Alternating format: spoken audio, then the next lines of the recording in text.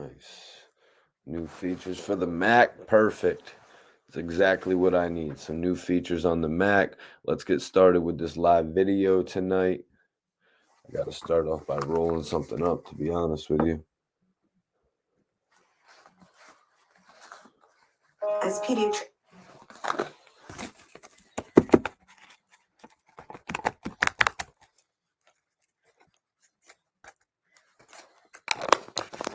Let's go.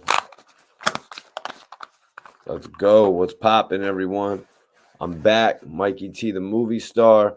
My guy SV Twiz is going to be joining me very shortly. About to shoot him the link right now. Major respect to everybody tuning in tonight. Major respect. Everybody go ahead and share this video. Everybody go ahead and hit that like button. You know what I'm saying? Show some love to the channel. Appreciate everybody tuning in tonight. And I appreciate everybody tuning in earlier for my exclusive interview with Cassidy. I hope you guys enjoyed that. That was probably one of my best interviews.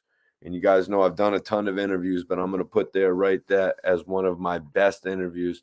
Definitely appreciate everybody who tapped in. We had like over 100 people in the building for that exclusive. Tonight, we're obviously talking about Lil Durk, and we're talking about NBA YoungBoy. Lil Tim is actually involved with this whole situation, everyone. We got a crazy situation going on tonight, and we're talking O Block, y'all. You know what I'm saying? That infamous diss, that infamous line, O Block pack getting rolled up. You know what I'm saying? Marcus 42, what's popping with you, man? Appreciate you for tapping in tonight. Big Dog Productions. Big Dog Productions. Major respect to you as well. Gotta show love to everybody tuning in. Major respect to all the viewers out there. We have a lot to cover tonight. NBA YoungBoy actually came through with his own diss. It's a little bit shocking to me that both NBA YoungBoy and Lil Tim have their own disses out right now. You know what I'm saying? Just thinking about that. Lil Tim and NBA YoungBoy both dissing O Block, King Von, probably subliminally coming at Lil Durk as well. Yo, James Smith, I appreciate you for tuning in to my live video tonight. I'm going to be joined shortly by my co-host SV Twiz. Tonight we're talking Chicago. There's a whole lot heating up in Chicago, and it's bridging over to Atlanta. It's bridging over to Atlanta, as you guys may have seen. Lil Durk actually has a new record with Gucci Mane. I believe this is the first time we're going to have seen Gucci Mane and Lil Durk work together. But Lil Durk was actually in Atlanta working with Big Guwop. You know what I'm saying? He was working with Big Guwop, and I think we are in store for something major. We're going to get into it in a little bit, you guys, but I think it's a major political move for Lil Durk to actually go to Atlanta and work with Gucci Mane on whatever they're doing, you know, whether it's an album or it's just a couple songs, you know what I'm saying? Whatever they're working on, I think it's definitely going to spark some interest. Gucci Mane has always sparked interest when he's linked up with MCs, you know, or linked up with new emerging talent. And look what Lil Durk did as well. Y'all probably remember Lil Durk tagged up with Rollo, and they started working on the Chiraqistan. I think it was called Chiraqistan, with Chirac and Pakistan put together. So honestly, Lil Durk has done similar things, you know what I mean, to gain the attention of Gucci Mane as well. So I'm just breaking down a little bit of both of their past and what I've seen come from them. Dean Allen Music, appreciate you for tapping in, bro.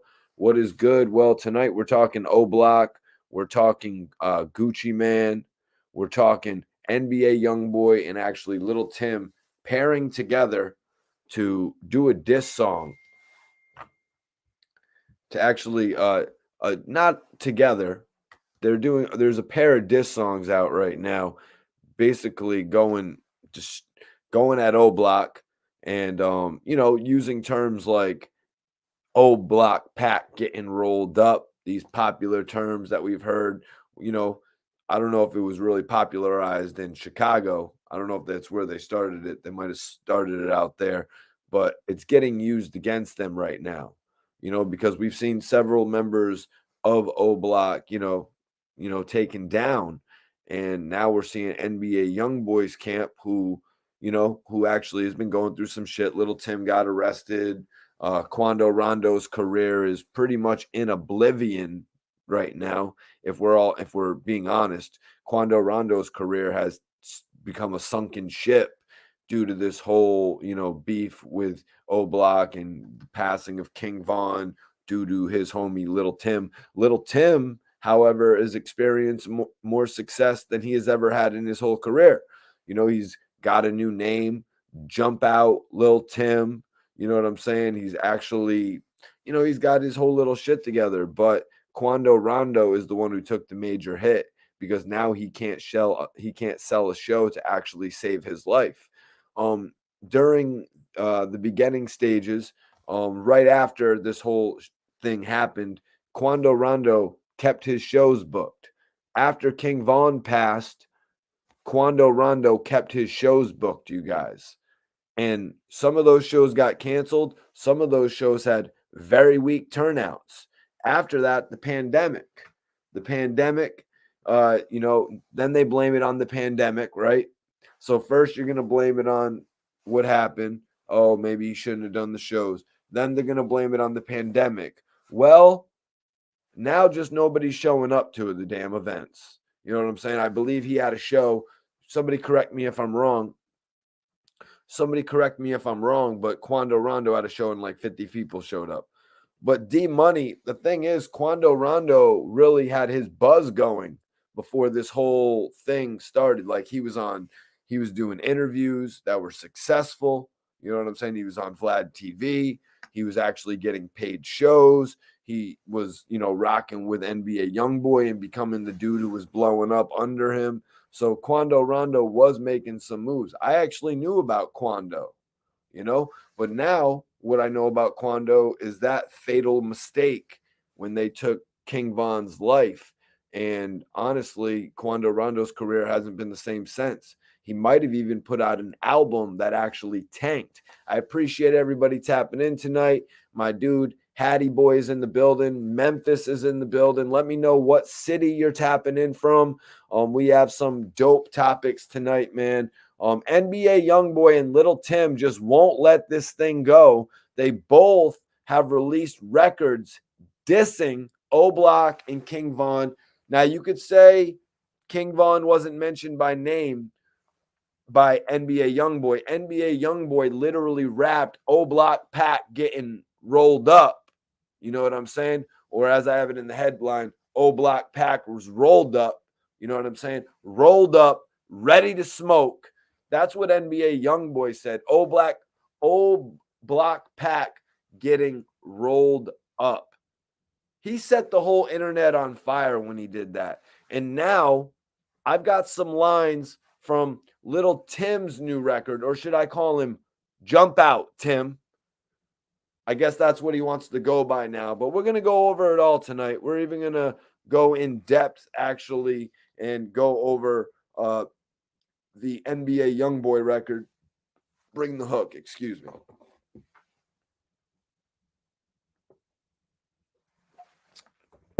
Aunt Dubby in the building. Aunt Dubby. Danny Gray says Gucci is trying to stop the nonsense. Big dog. Yeah, it's interesting. We're going to tap into it that Lil Durk went out to link with Gucci Man. You know what I'm saying? That is very interesting because I'm wondering, is that a political move, you guys? Is it a political move on Lil Durk's part to go and work with the biggest artist in Atlanta? Arguably the biggest artist in Atlanta. You got your TIs, your Jeezys, your Outcasts. Everybody share this video. What's up? Appreciate everybody tapping in. Angel Crispin is in the building. What's popping with you guys? Share this video, man. I'm probably the next big blogger out there. I'm the next big blogger out there, so share this video, man. Soon enough, we'll be on national syndication. James Smith says Gucci Man has Lil Durk and Birdman has NBA YoungBoy. James, that's actually an interesting concept. That's an interesting thought that I was going to bring up as well. The fact that Birdman does have NBA YoungBoy under the wing.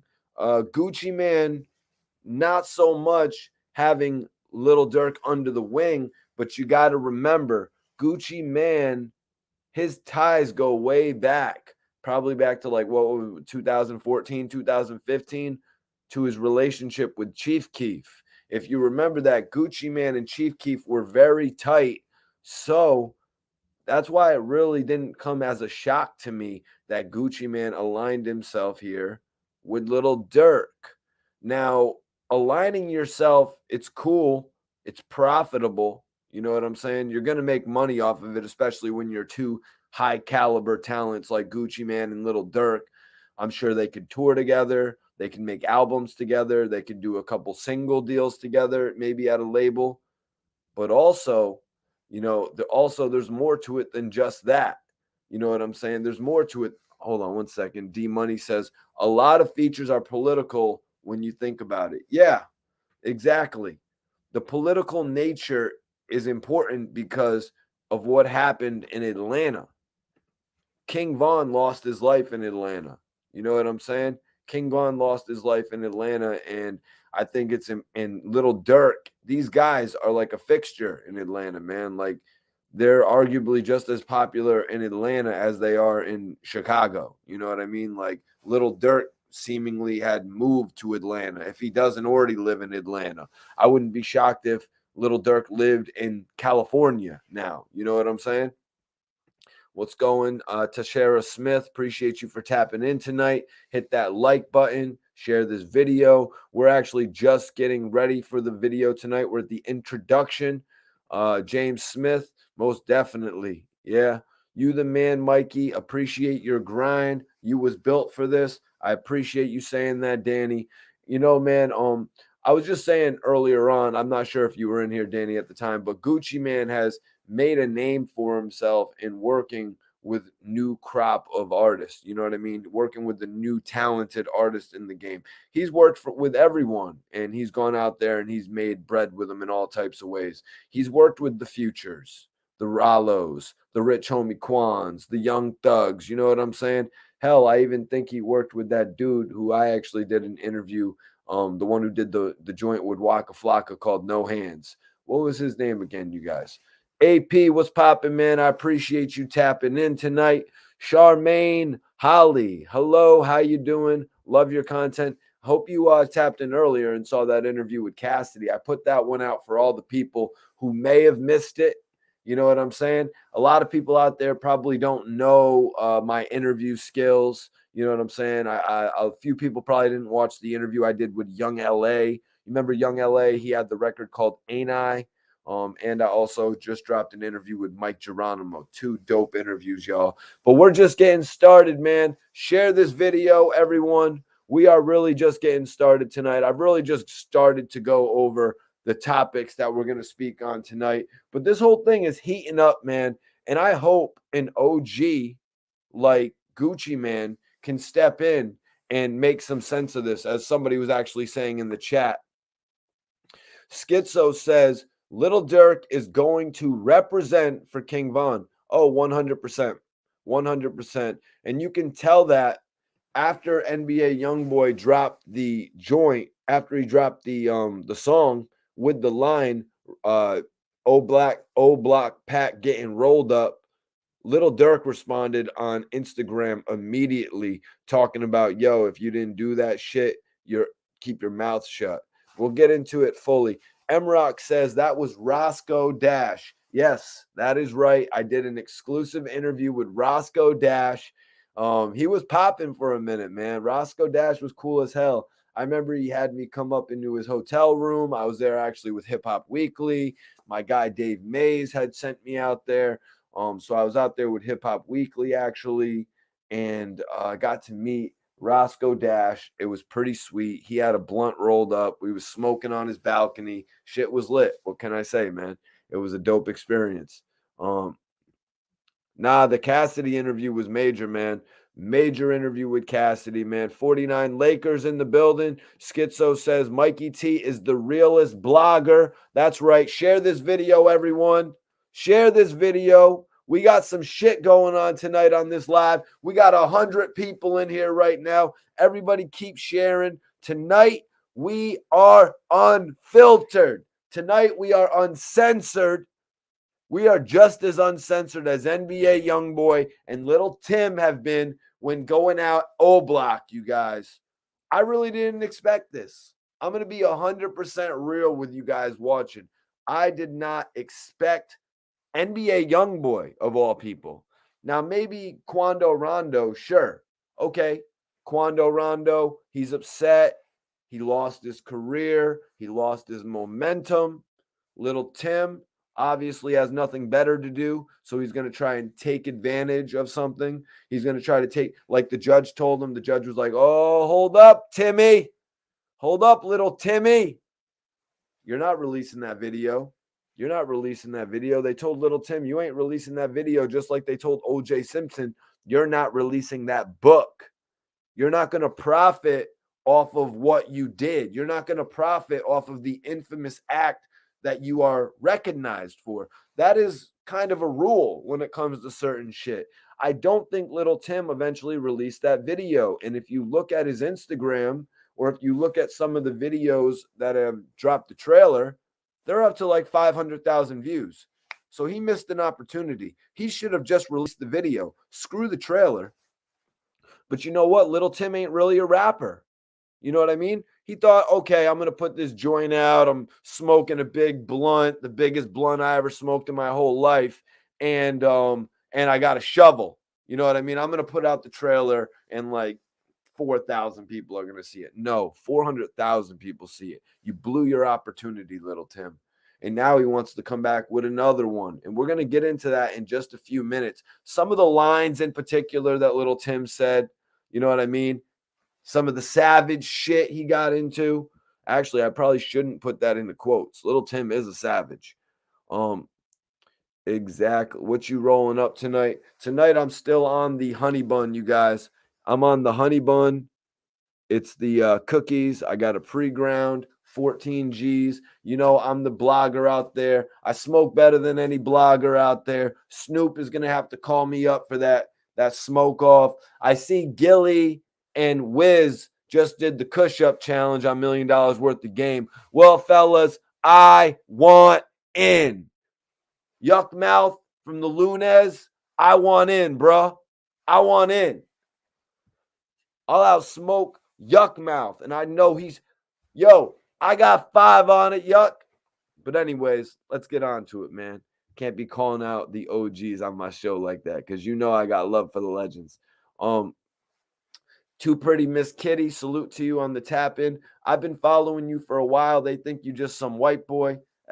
Sometimes, but you know what I mean? A lot of the time I get recognized out there in public. You know what I'm saying? After the last 2 years putting my face on the camera, the last 2 years really taking the next step with my career, I do get recognized. You know, I do appreciate that. I do appreciate people actually recognizing me out there.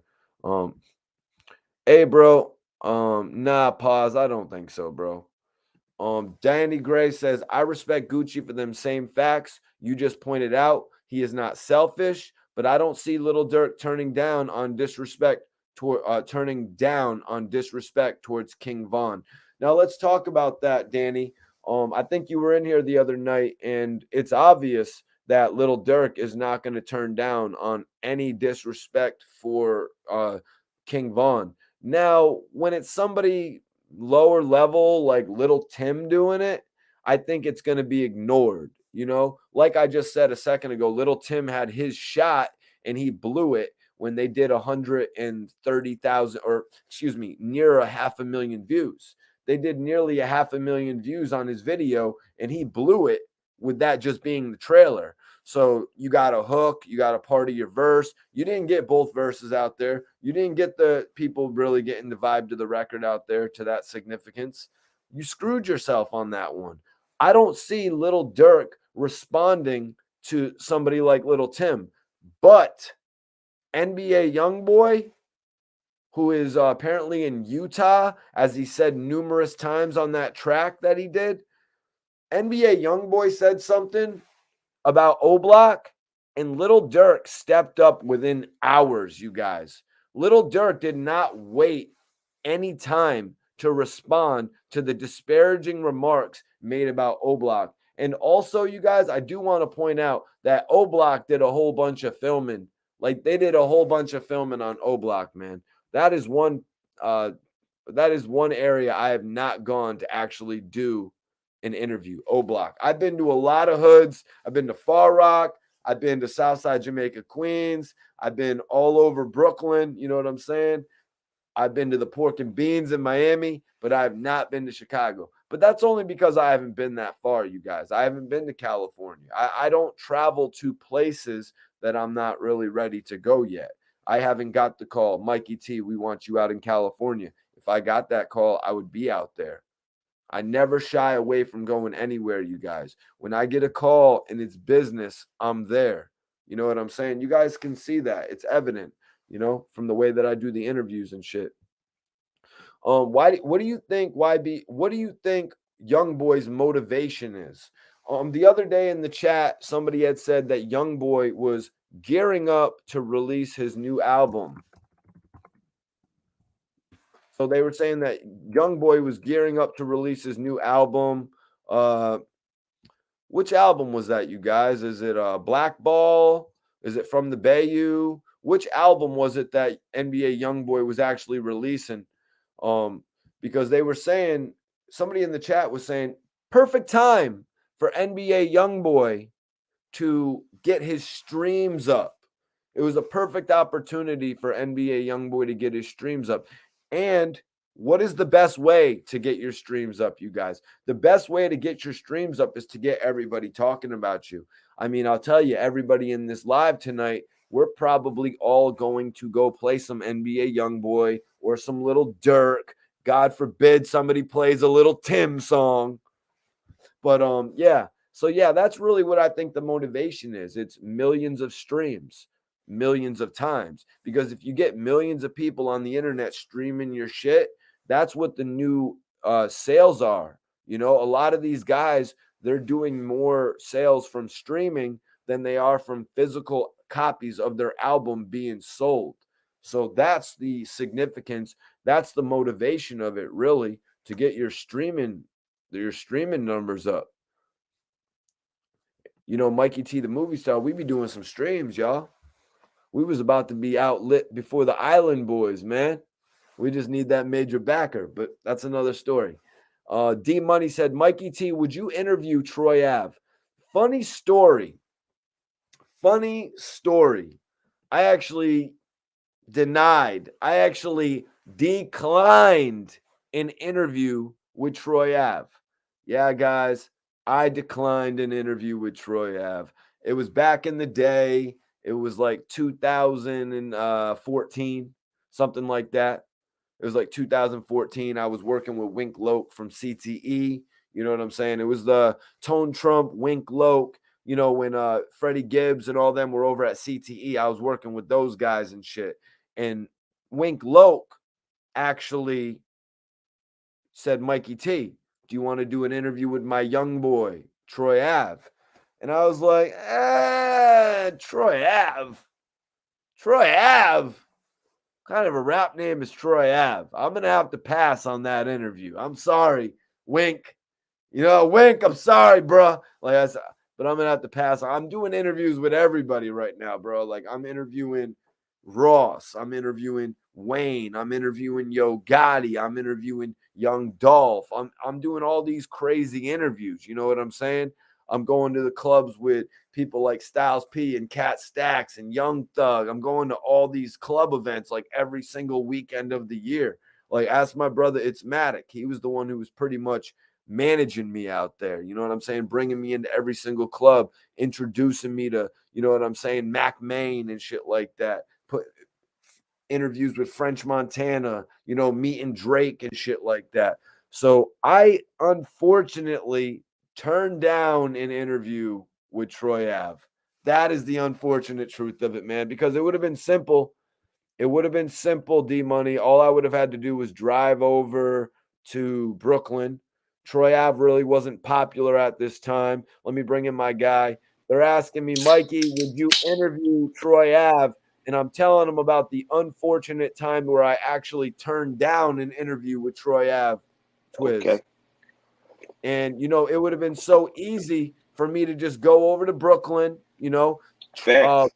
I was working with Wink Loke and Tone Trump when they were CTE and shit, you know, working with Young Jeezy. Facts. So so Any any I would have went to Brooklyn. He would have been like, oh, it would have been all smiles. Troy Ave would have loved me for coming to work with him when nobody knew him. You know what I mean? facts. Anybody that's a true supporter of you, Mikey, they know, bro, that But you yeah, put that work in for real. Like, you know what I'm saying? Real celebrity interviews, real certified. You've been doing it before a lot of people and stay consistent with it, man. So at the end of the day, Troy Ave would have been one of your lighter interviews, it's safe to say at that time. He wasn't buzzing or nothing, you know what I mean? And you was really getting official interviews with people that was lit. We talking about Wayne. Like the names goes we can go on and on, man. You know what I'm saying? But salute yeah, to you, man. Mikey. And you know, that was just the point in time where Chinks, you know, even Chinks Drugs was hitting me up in my DM Facts. and he was like, yo, Mikey, we got to work together, this, that, and the third. And I'm like, all right, Chinks, let's get it. You know what I mean? So it's like, but you really got to take every opportunity that you get, man. But Facts. now we're just at the point where, you know, Troy Ave doesn't do that many interviews. Twiz, right now, this day and age, would you do an interview with Troy Ave? No, I wouldn't. Not this day and not after the Tech Stone situation. Just for personal reasons. I don't like how he carried that situation. That's just me in particular. I'm not knocking nobody that would do an interview with him, but I don't like how he carried that whole joint. Like, you know what I'm saying? I don't stand on those principles. Sean Williams says, Mikey T, much respect. Everyone heed Sean Williams' words. He says, respect from Savannah, Georgia, in the building. Salute. Get the likes up, support the channel. It don't cost to push that like button, man. Real rap. It don't cost. Show some love, man. Show some love. We here for y'all. Much love and respect to everybody in the chat. Danny says Troy Ave is cool. He just come off as arrogant, maybe because we don't know him just on the outside looking in. I wish him the best. Yeah, it was weird because I was actually one time I was in the club with Troy Ave and his manager, and I was with Young Lito as well. If you remember, I did an interview with Young Lito. Shit, Facts. shit has like 100,000 views on it. But Facts. who was his manager again? Twiz, do you I remember? don't Dude, I don't know offhand. I couldn't tell you offhand. he had a really good manager who actually I think is working with Lloyd Banks right now. And they didn't finish their bottle of rosé, and they gave me basically a whole bottle of rosé. So I was cool with them from that point on, man. Salute to But hey, everybody. We see Canada in the building, a bunch of, you know what I'm saying? Salute to around the world, man. Much love and respect. Chicago Chicago, in the baby. building. Yes, sir. Stand tall, y'all. But yeah, man, we're on the introduction to the show. Let me welcome my co-host to the show, SV Twiz, the hood blogger. He is out of Philly. In case Yes, anybody sir. didn't know, we got 135 people in here right now, Twiz, and I Let's appreciate you for tapping in, bro. I appreciate you having me, man. Let's get them likes up. We turning up tonight, y'all. Let's get it. Y'all in for the stream of the night, man. You know what I'm saying? We about to get busy. Schizo. LeVar says, why would you turn down an interview with Troy Ave, which is a real individual? He actually rap about what he actually did, but you would interview a dude named Rick Ross that was a cop. Well, I mean, LeVar, I hate to say it, but honest, well, period. Well, I running around with MMG was the hottest shit back in the day. And I was running around with MMG and all them dudes and shit like that. But interviewing Rick Ross is just one thing. You know what I mean? When you're interviewing Facts. Ross and he's just like, come on, keep going. Let's go over here and keep doing the interview. Or when you're at a music video shoot with Rick Ross and you're talking to him and he's like, yo, go film Tracy T and Fat Trell. You know what I mean? Like this to me Well, is kind of bigger. You know what I'm saying? I was one in the mix. and one thing I can say about that was actually a great question, man. I'm saying, we appreciate that question, but one thing I could break down is if you've been to jail before, you know that a CO and a cop is two different things, bro. You know what I'm saying? Even if you in your hood, bro, you might have certain cops that turn their head the other way. But with that man being a CO, he wasn't the person that was actually locking people up. He could have been a horse for all anybody know. But with Troy Ave is speaking for the streets and coming from the streets, the narrative that he pushed as far as the streets is a myth and all of that after things got dark. I can't respect that. We can't say the streets is a myth. If anything, you say the streets ain't worth getting involved with. It's rules and regulations to everything you do in life. I don't care if you work at Walmart, bro. You know what I'm saying? But most of these rappers is all fugazi, you know what I'm saying? But the Troy Ave situation was a disappointment, bro. Yeah. Yeah, man. What did Blackheart say here? Rick Ross is more relevant than Troy Ave, homie. Yeah, man. Rick Ross was the Way more biggest. relevant. Rick Ross was arguably, I mean, the sales won't reflect it, but Rick Ross was arguably a bigger rapper than Lil Wayne at the time, man. Facts. Big facts. It's a little bit of a statement there, but Twiz, man, I welcome you to the show, bro. For everybody that doesn't For know, sure. introduce yourself, my brother. Man, this SB Twizzy, man, the hood blogger. Y'all now tuned in to Report Card Radio Live Familiar, man. You know what I'm saying? I'm with my brother Mikey T that been showing love since day one. I also blog, I film make. Make sure y'all check out my YouTube channel, The Hood, you know what I'm saying? The Hood Blogger on YouTube, man. But we carry it. This is the hip hop panel. This is the podcast right here. You know what I'm saying? And you know what I'm saying? That's how we carrying it, man. I'm gonna put up SV Twiz's Instagram right now so y'all can follow Twiz. But tonight we got some shit to talk about, man. So this whole thing is kind of heating back up. The whole O Block 300 NBA camp. You know what I mean? It's kind of heating back up because right in the last 72 hours, we're hearing okay. So NBA YoungBoy comes out with the diss. He comes out with the song. I mean, the song was called "Bring the Hook," but on that Facts. record, he actually has some scathing words to say about O Block and King Von.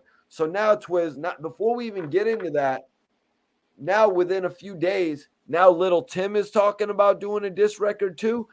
These guys are releasing disses right around the same time. Facts. Lil Tim dropped the joint. NBA YoungBoy dropped the joint. My whole thing is this, bro. It's like at the end of the day, either one of them shouldn't be saying nothing, bro. You know what I'm saying? Lil Tim, bro. Salute. Much respect. Especially NBA YoungBoy. Especially NBA, no, but especially both of them. Because look, we got NBA YoungBoy, Mikey. You know what I'm saying? Salute. We got NBA YoungBoy. It's like, we know he got a little case with the letter boys and all of that. You know what I'm saying? We know his joint was drama, bro. But as far as for Lil Tim, bro, like, bro, you don't want that rock line, bro. So why is you making a diss track about that? And you got the case pending. Like, we gonna keep it all the way a stack. These little young boys, bro, they be killing themselves with clout, bro. Whatever you did or you felt as though you did, the whole world know. You don't gotta put icing on the cake, bro. Because when you go to court. Well, Twiz, that's because that I was saying that's really the only thing that Lil Tim has, Yeah, facts. Even though this is, pretty much ruined Quando Rondo's career, it's given Lil Tim the most light that he's ever got. Facts. But that light not gonna last because at the end of the day, bro, you got somebody like Lil Tim where he got people that support him and they be all hype with him because they like, oh, you got rid of Von, but at the end of the day, bro, you's a sucker, bro. You's a sucker. You got put on your back pockets and you pulled your burnout and shot at a man that came up with straight hands. Like, you have OGs and people from older generations where they always say, bro, y'all young boys don't fight no more. All y'all do is pick up a gun. Then you got somebody like Von that came up and stood on hand principles. He ain't sitting and start chopping on them or nothing like that. Like, he ain't wait till they come out Chicago and try to do them dirty. He came up with hands. So y'all couldn't fight back. Y'all suckers.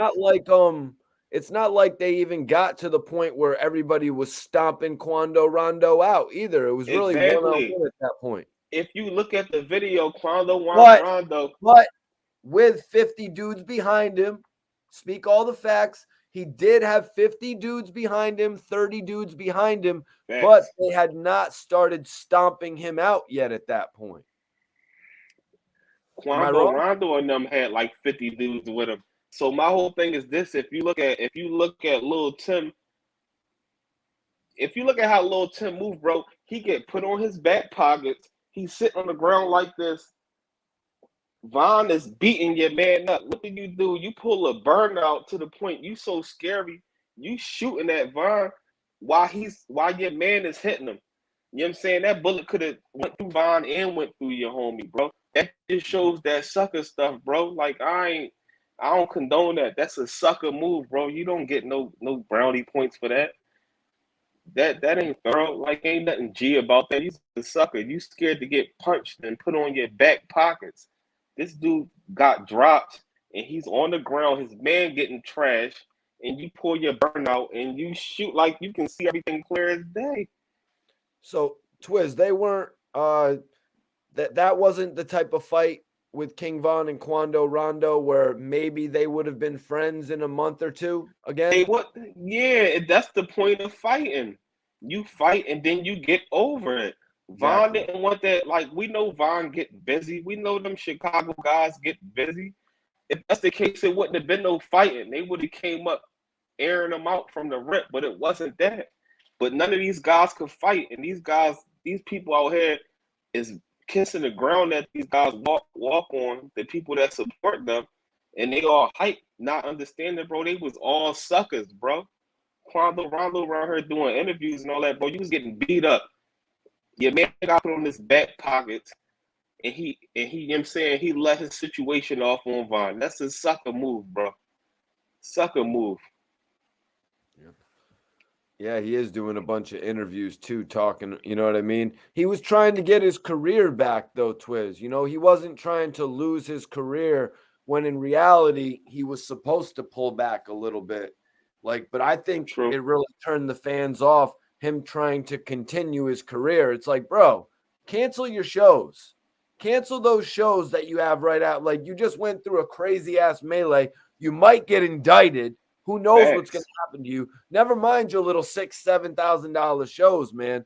Because now nobody wants to go to his shows, man. I think he really turned the fans off, thinking he was going to capitalize off of, you know, King Von's passing.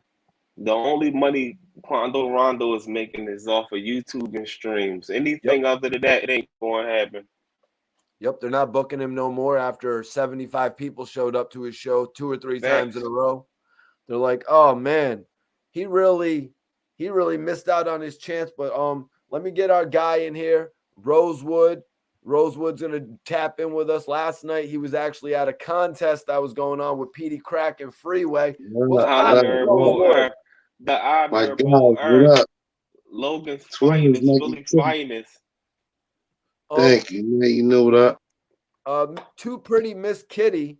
I'm going to let you respond to this, Rosewood. Welcome to the show, my brother. She says, I felt sorry for Quando at first, you know, because Quando took quite a career hit, Rosewood, but I think I lost a little bit of respect for Quando for trying to, like, push on with his career and do all them shows, almost seeming like he wanted to take advantage of what was going on. You know, it's like Tupac gets out of jail. It's the biggest shit. If Shine would have got out of jail, they say it would have been major. I mean, look what happened to Troy Ave with the nightclub shooting. So maybe it would have been a total different thing. But what do you think about it, man? Did you feel sorry for Quando, like losing his career? He's been the one who's really, I mean, King Von's gone. He was going to be a superstar, period.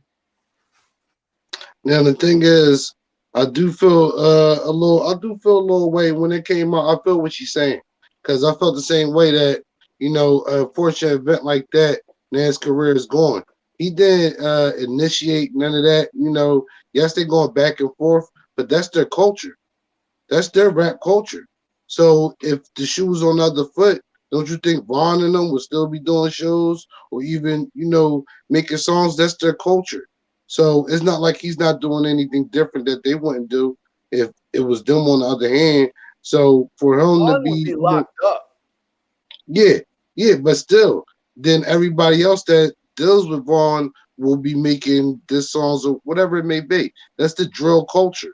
So at the same time, yeah, it's bad because everything went down and went horribly wrong, and Vaughn lost his life, but he lost his career too, for real, because he's always going to be stigmatized for that incident, even though you can consider him the victim. He's going to be stigmatized because they're going to be like a lot of people that love King Vaughn or dealt with him or deal with Lil Durk. They're not going to want to deal with him, and their culture is to keep distance. So it's like, yeah, yeah, and no. Yeah, I feel bad that it had to go all the way left and he lost his career, but that's their culture, the rap culture. Twiz, I want you to read and respond to this comment from It's Up With Me. Anybody? They say Vaughn was old block. Them niggas was broke until Vaughn got on. You got a heavy point right there because we all know the original person that was really a rapper that was, like representing old block. We know that was Keith, you know what I'm saying, first and foremost. But I don't know personally because I'm not from Chicago, but they tried to say like, Chief Keef pretty much separated himself from the full old block and he kept a circle of people around him. And we know we saw King Von when he got that first little bread, he took it right back to old block and broke it down with his, you know what I'm saying, with his brothers, and he was still in them trenches.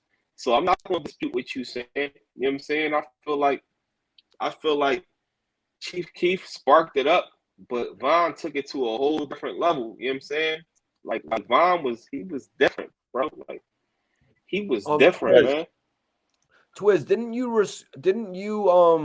was it you who referred to King Von as Chief Keef on steroids? No, I didn't say that, but I did say I know when we had the joint, we had an interview. It was probably like a few months ago back. I forgot who it was. But Von gonna always be one of my top Chicago rappers. Yeah. You know what I'm saying? With characteristics and music and everything that all add up. Facts. Definitely, Twiz. I agree.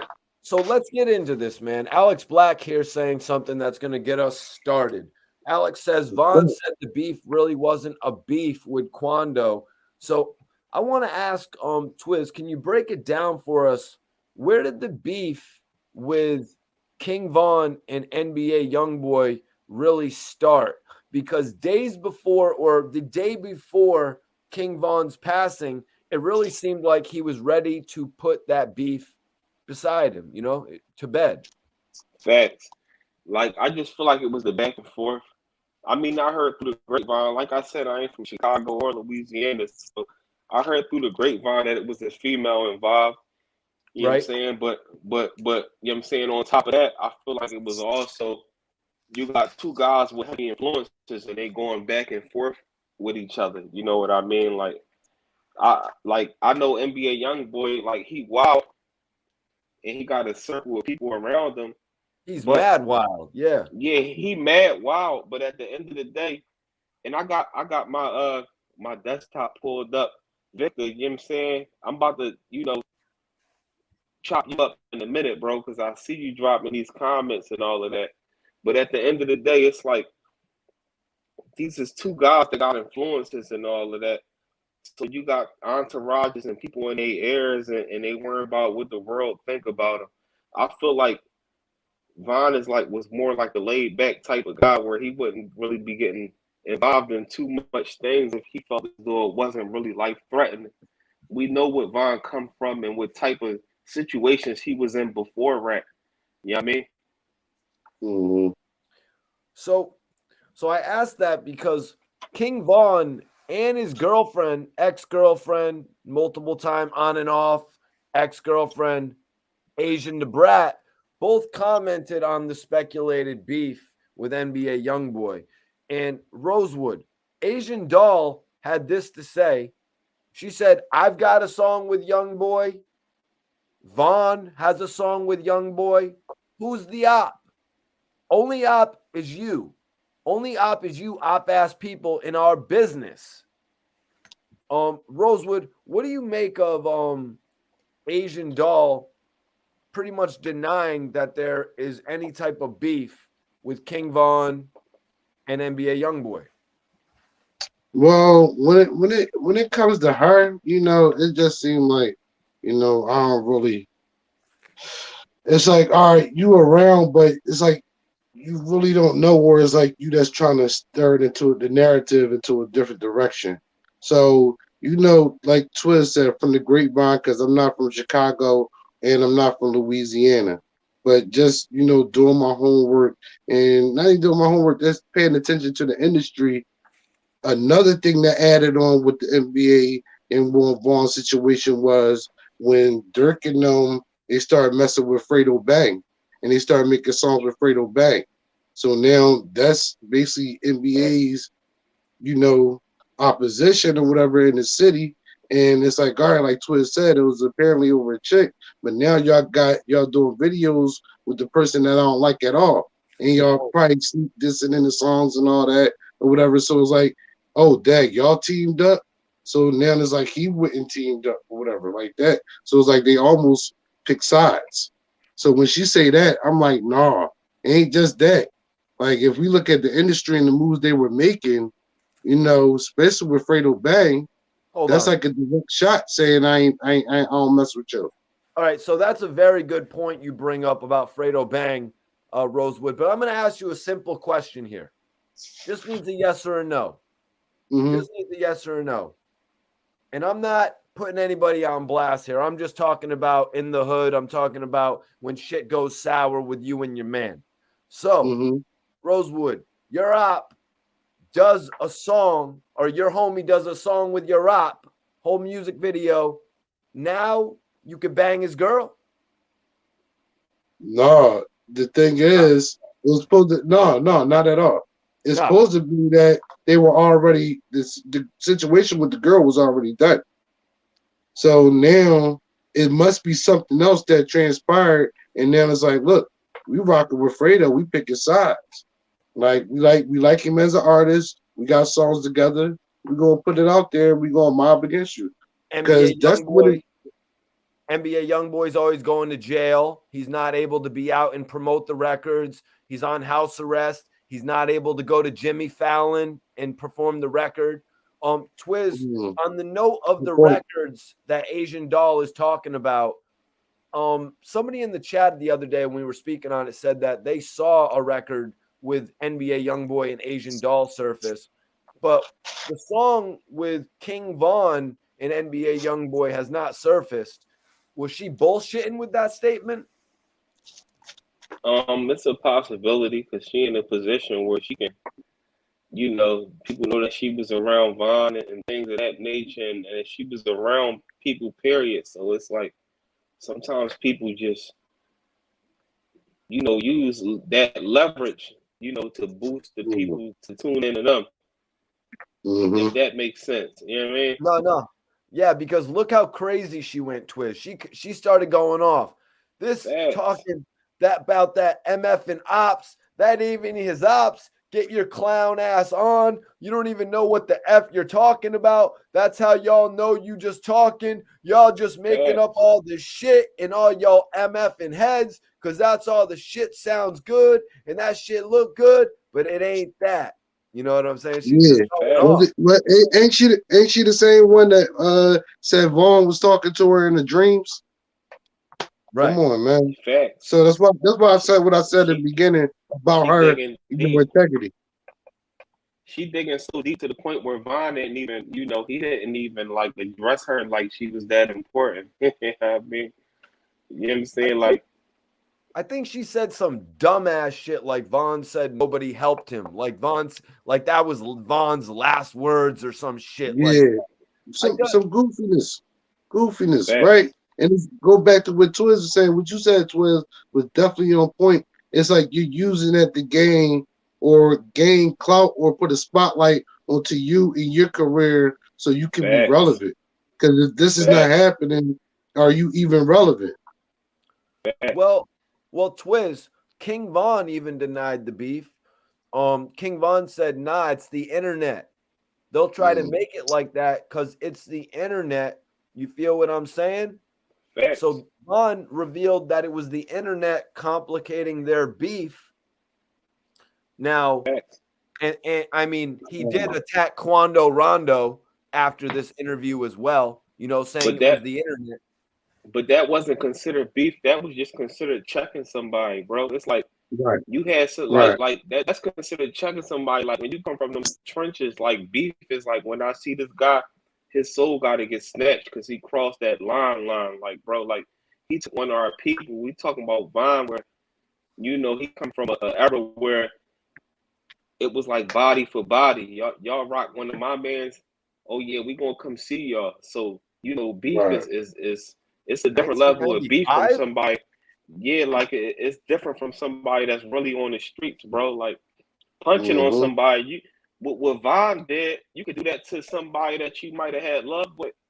You know what I mean? Like for him to come in and really try to fight this man like that, that shows that it was a level of respect where it was like we ain't just going to Yes. send them out. We ain't just going to rock them because we know how Right. Chicago moves, bro. Like you know what I'm saying? We not even going to trip. It don't matter, where you at or whatever the situation or any hood.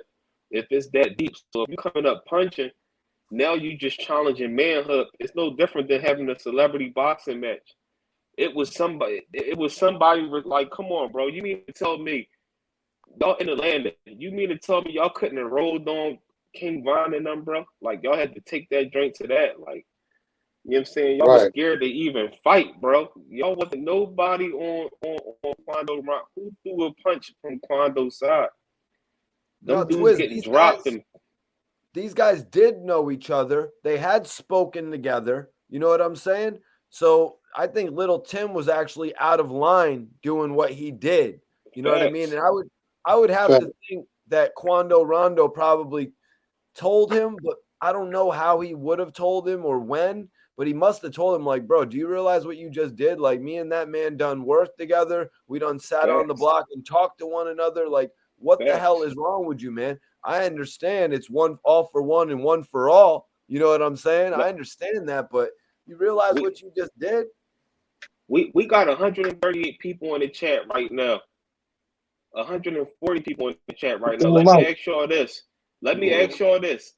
Out of the time when King Von came up and started punching on Quando, all the way up to the time when he got shot, how many punches did Quando Rondo throw? How many punches did Quando Rondo throw, bro? How many? Zero. Y'all respect a guy like that? Bro, you's a sucker. Your But shooter is a sucker. so King Von denied the beef. And I have actually thought of it in this regard. I've actually thought about it in this regard, Rosewood.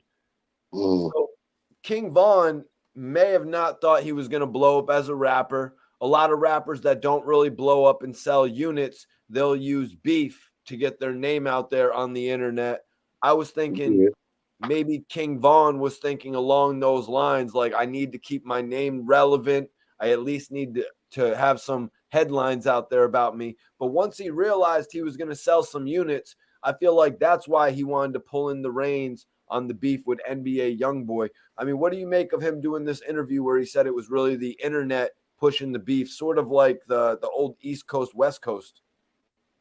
Well, I think that was the politically correct thing to say because obviously it wasn't that because now NBA's dissing him while he's dead. So it had to have been a little deeper than that. I think that was just Vaughn being mature Yep. and not trying to push it any farther than what it was, and that's giving a politically correct answer. But it had to be more because now he's dissing the man while he's dead. I agree. I think he's right. I think Vaughn was keeping it politically correct, Twiz. That's a fact, Very man. good point. That's a fact. So let's talk about it, man. Twiz, you listened to the record today. I sent it to you. Bring the hook. Let's Facts. talk about it before I get into some of the lyrics. Twiz, what was your initial reaction? You hit me and you said, man, they done said O-Block, Pack getting rolled up. But this isn't just Lil Tim saying it.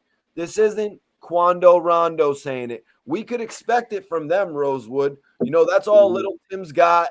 I imagine Quando Rondo is pissed off with his lack of sales, his lack of shows.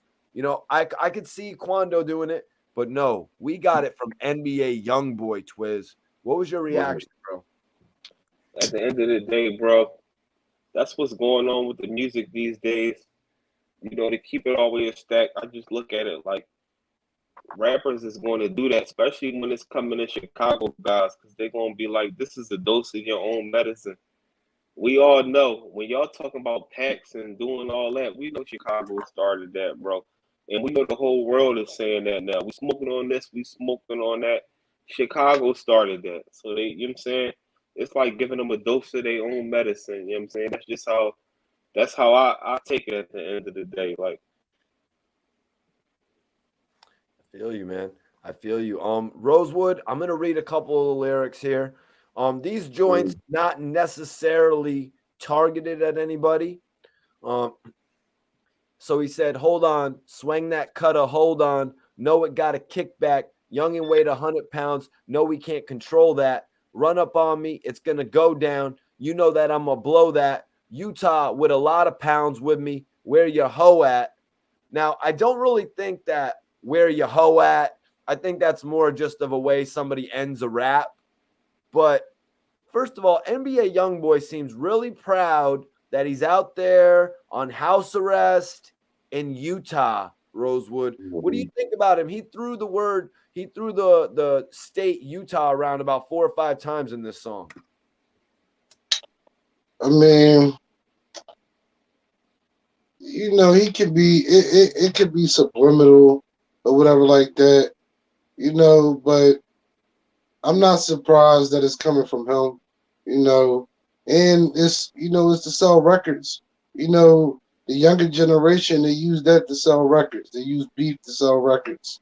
So when let's get out of jail, that's not good enough. I gotta just get out of jail. I got beef. I gotta paint my face. I gotta do everything for these sells. So it's just, man, from him, like, it could be subliminal. Those lyrics to me anything for real, for real. The real lyrics are the ones dissing King Vaughn. That's the only, like, the ones that's really gonna stick out to you for real, for real. So it's just for real. I just look at it like, when is it gonna end? This cycle of dissing people for clout, dissing people to sell records. When you have all these fans and you have all this money, why do you need to even go that route? I'm trying to figure out what rapper is going to put an end to this, for real, for real. Well, maybe it's going to be Gucci Man, and we're going to talk about that in just a second. But Shogun of Chirac, salute to you for tapping in, bro. He says, YB ain't like that. He liked to wear lipstick and makeup and and chill at his big ass crib in Utah, Twiz. I know you heard the reference to Utah 3, 4, 5 times in this song. Why is he so proud of repping Utah like they're repping O-Block, man? Am I just tripping? Bro. I don't know, bro, but I know one thing, man. These dudes be on here all hype talking about young boy bigger than him and young boy this and that. Young boy was the same one in jail, sick. When he was just in jail, he was sick. He was a civilized young man. You know what I mean? And for the guy that keeps saying that he respects the shooter and all that, bro, that's because you's a sucker. You don't respect no shooter when it come to somebody that's coming up putting their hands up. You's a cold sucker, bro. You know what I'm saying? I could look at your profile pic and see you a sucker. DM me. Don't worry about that, guy. Don't worry Listen, about that shit. but the crazy part about it, though, the crazy part about it is like, all right, you brought up the Utah thing, and I think it was Mimo 600 talking about like, yo, he just got off the feds and he started drama. Yep. You just get out of jail and you all in another state causing drama. That looks bad, bro. And Sierra Brown says, how is YoungBoy happy on house arrest? He's been dissing people even in his own home, Baton Rouge, and it's not for clout. He is already a bigger artist than Durk. Well, he might be.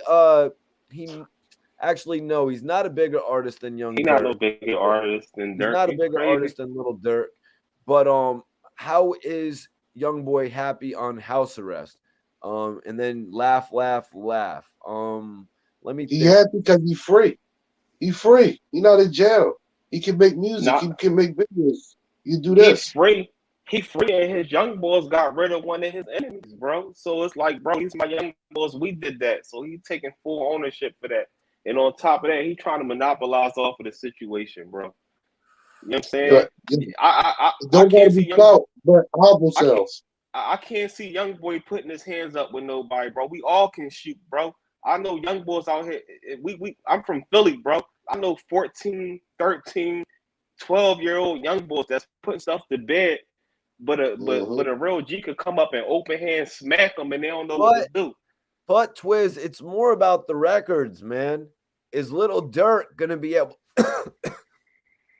Is Lil Durk gonna be able to make a diss record as good as what NBA YoungBoy just did? He can't. He not really that style of artist. I think it's gonna be more subliminal shots. I think it's gonna be, not to cut you off, Twiz. I think it's not gonna be all out diss. I think it's gonna be more subliminal shots. Durk's gonna say little things here and there. He might mention his name. He might not. You know, it's going to be a lot of slick talk back and forth. That's how that's going to go.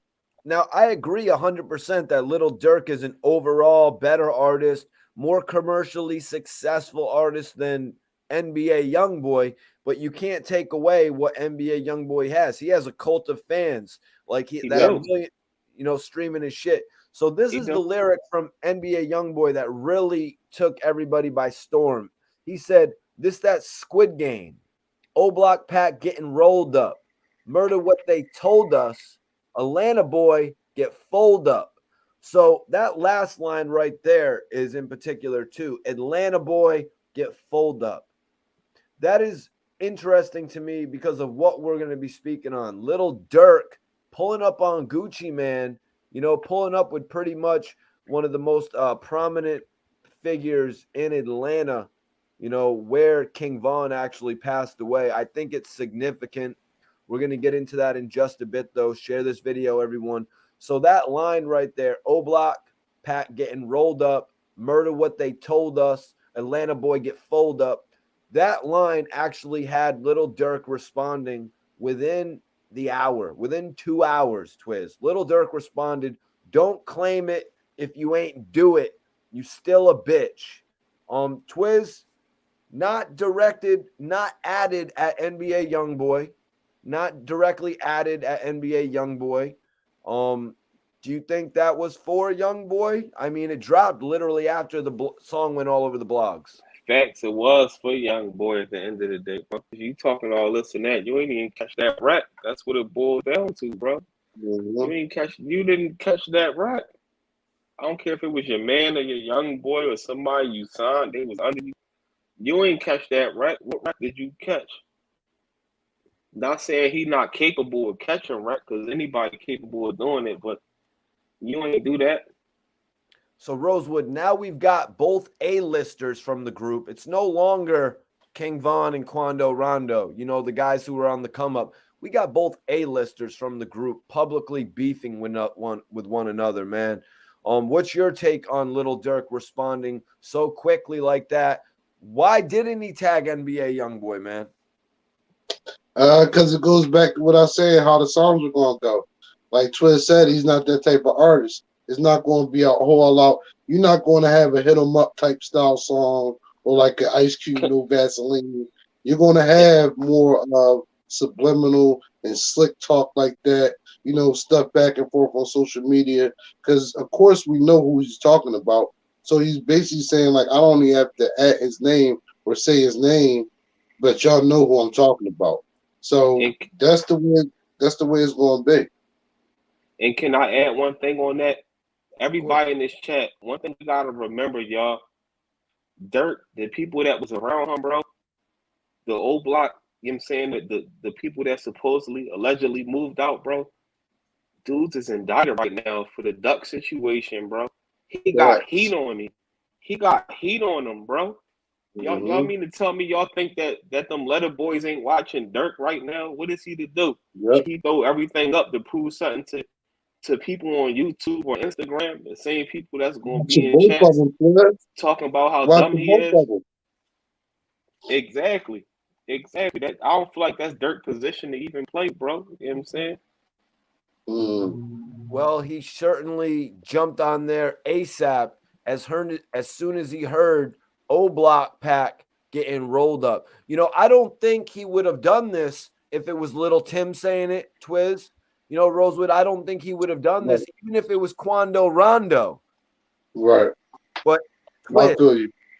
it being NBA YoungBoy saying that on a track, that mean the number one figure from O Block with Bond's passing had to speak up pretty much, is my thoughts on it.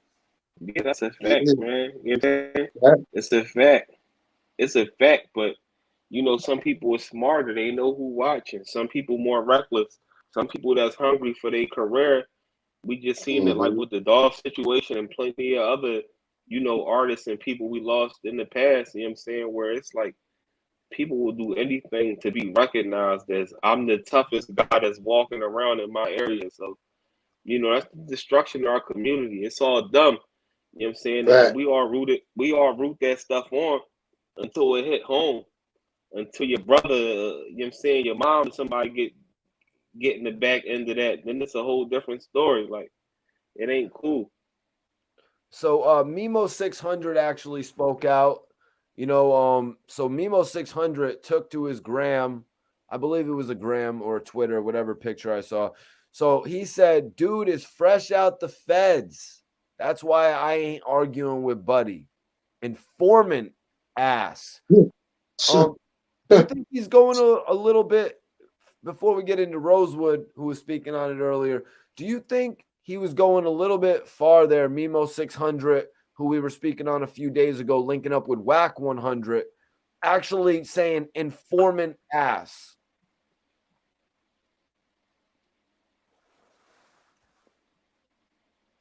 Twiz? Oh, my fault, Mikey. Could you repeat that? I didn't hear you. My fault, Mikey. No, I just said, do you think Mimo 600 is going a little bit far, saying informant ass, basically talking about this dude's fresh out the feds. That's why I ain't arguing with Buddy, informant ass.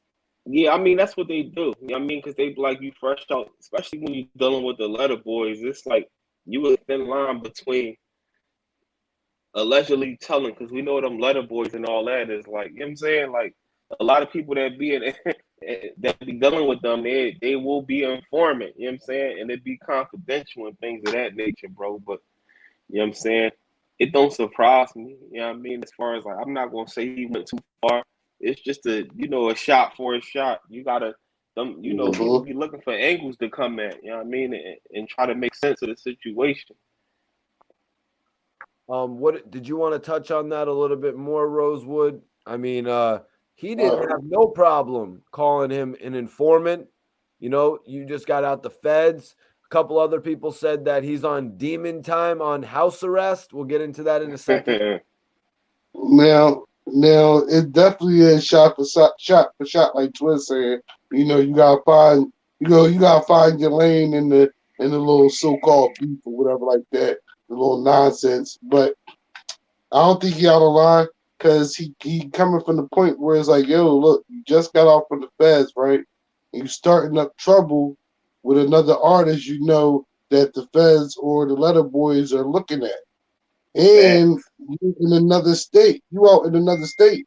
And when they transfer you to another state, that's almost like witness protection. So in the hood, that's something we'll joke about. We wouldn't put that on his jacket, but we'll joke like, "Oh, you all the way out there. You probably in Witsack, all the way out there, started drama with people."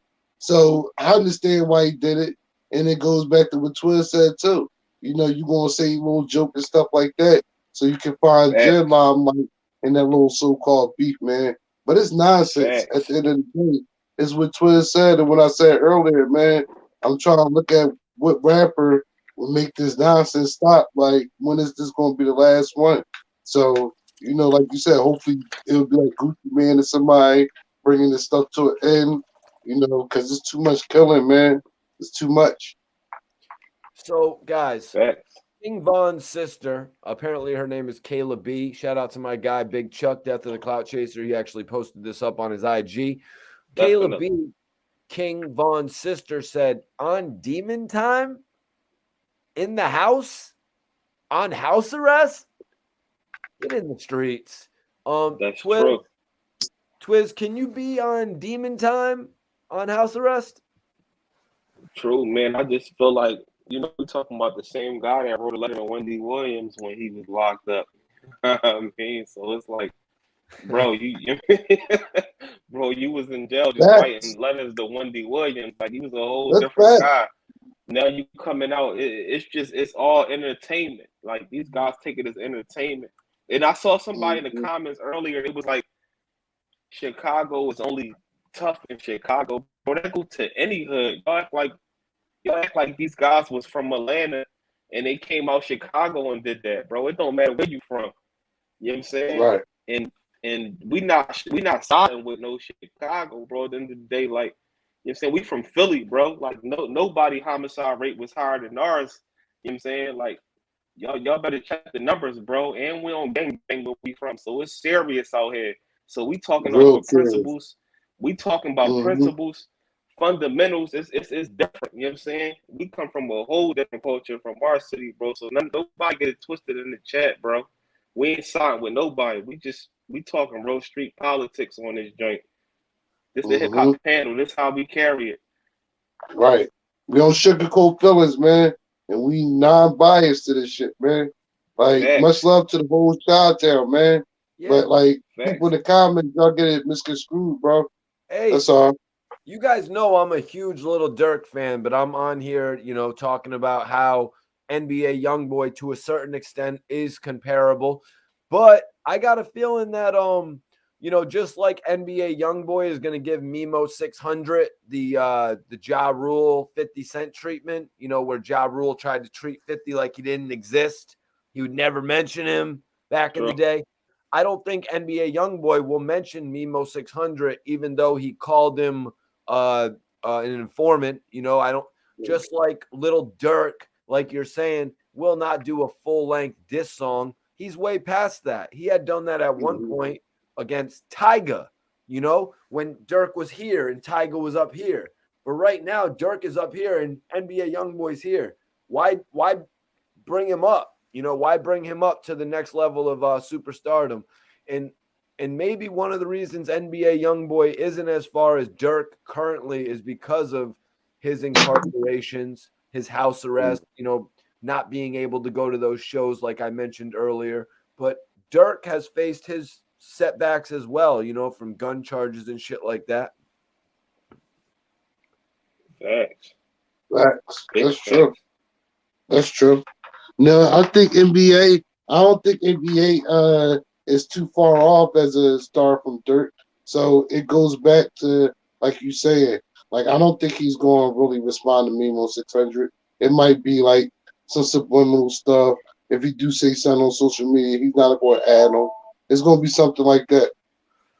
Real shit Johnson says NBA YoungBoy is bigger than Durk.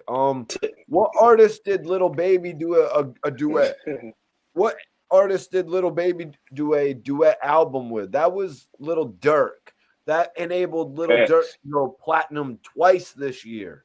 NBA YoungBoy might be a bigger artist to the children, to the 90s babies and things of that nature.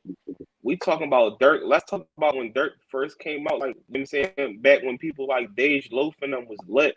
You know what I mean? He was on that joint really singing and all that with them joints. Like, we ain't going to trip on Dirk. And it don't matter who bigger, really. The thing is, if these guys are big and they getting all this bread, why is it really a war, bro? NBA YoungBoy, if you got issues, you should have issues with people from New Orleans. And that's the thing about them Chicago guys, like, you know what I'm saying? They real issues when they was talking about smoking on this and doing that. That was real gang affiliated stuff. It wasn't through no music or nothing like that, bro. Like, it was real bodies dropping before the music. Facts. Yeah, it's interesting you mentioned that because Lil Durk did have a bigger come out, a bigger introduction to the game than NBA YoungBoy. NBA YoungBoy's introduction to the game was on World Star Hip Hop. I don't know. He's an internet baby. Everybody doesn't remember that, but that's how NBA YoungBoy really got his first looks. Lil Durk's first looks was right with that Chicago group that came out when Chief Keef and all them blew up, and Kanye West went and grabbed the record, and then everyone saw Chief Keef, Little Reese, and Lil Durk, and then Lil Durk got signed to Def Jam and put out his album. Like, they had two different rollouts. Yeah, definitely different rollouts. I didn't hear about NBA YoungBoy. Somebody said NBA YoungBoy got fans of all ages. I heard about NBA YoungBoy from my 10-year-old nephew. I never heard of him a day in my life. You know, just to keep it a stack. I guess it depends on where you from in the world and things of that nature. Not to discredit him, he talented, but at the end of the day, ain't no OGs riding around listening to NBA YoungBoy, bro. I'm sorry, bro. They're not. No. I mean, that's what I said. I think you're right, Twiz. I guess it depends on where you're from. Because, you know, like here in the city of Philly, it's not going to be a lot of OGs that's thinking NBA YoungBoy. No, that's really young boys. Like, the kids listen to that. Like under 30. Everybody under 30. Exactly. You know, because I can't. I think in the comments they said like his concerts. I don't know grown men saying I'm going to an NBA YoungBoy concert. He's definitely very, very talented. But and women, y'all don't count. Women, y'all don't count because y'all listen to all of that. I'm talking about guys in the streets, bro.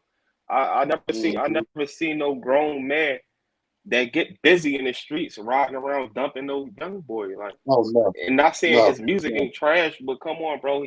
Like, come on, bro.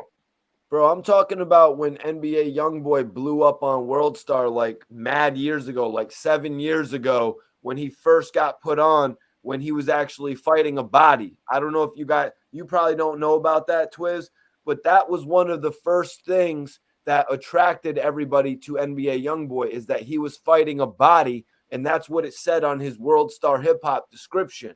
Just like who else got mad popular after they caught a body in Walmart? The Baby, right? Sure. That's one thing about hip hop artists. When did Chief Keef really get popular? When they heard about the guy who got arrested for backing down a cop. You know what I mean? That was the story around Chief Keef. Unless it was the Kanye West thing.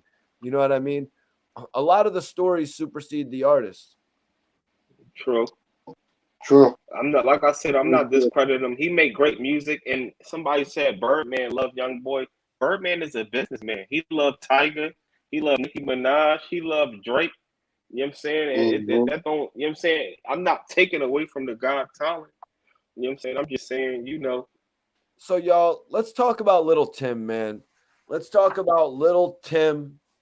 Little Timmy getting the most popularity he's ever had. I guess he jumped on TikTok now, Rosewood.